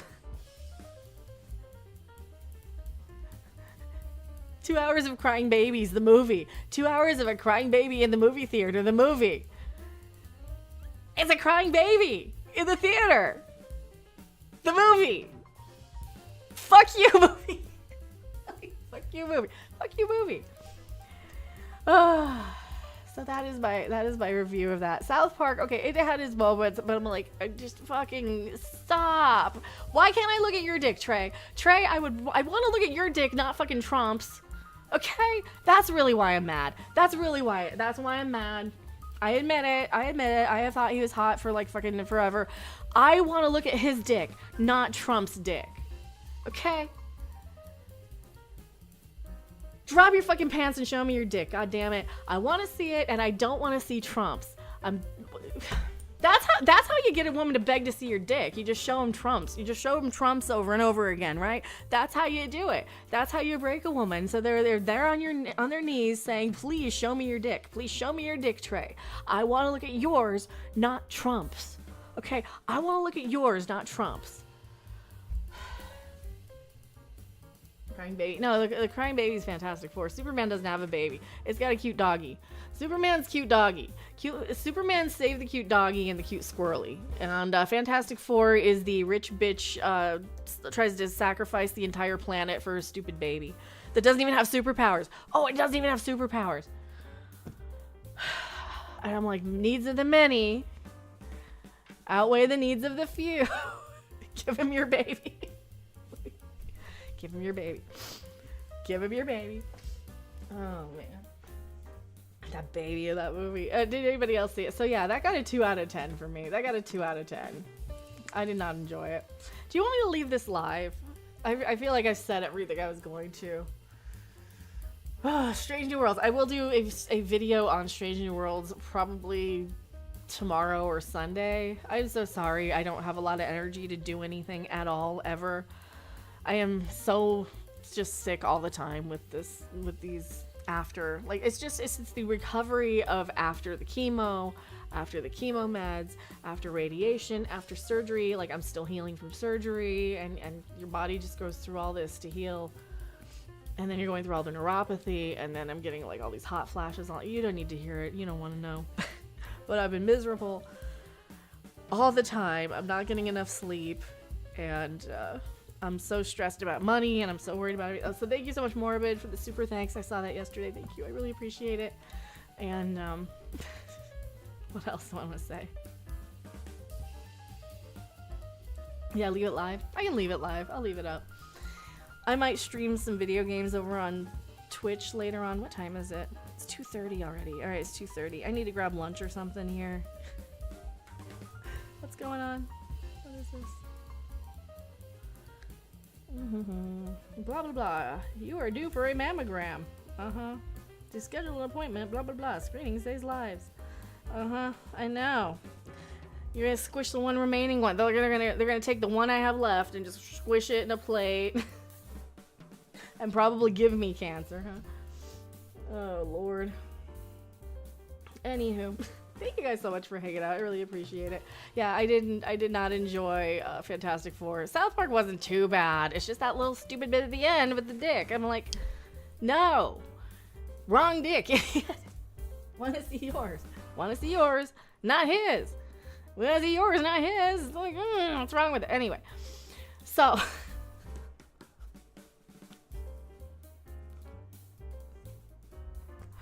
I don't know what else to tell you. I am Mecca. Thank you guys so much for hanging out.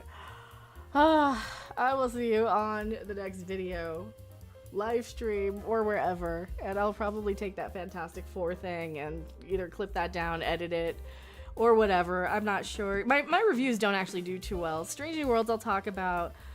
We got the Starfleet Academy thing coming up, and if there's a trailer or something, I'll definitely watch the trailer. I'll do a reaction if they have that. So... thank you so much, and I'll probably get banned for the South Park clip, but I'm like, that's my fucking thoughts exactly. That is my fucking thoughts exactly, so thank you guys so much. Bye.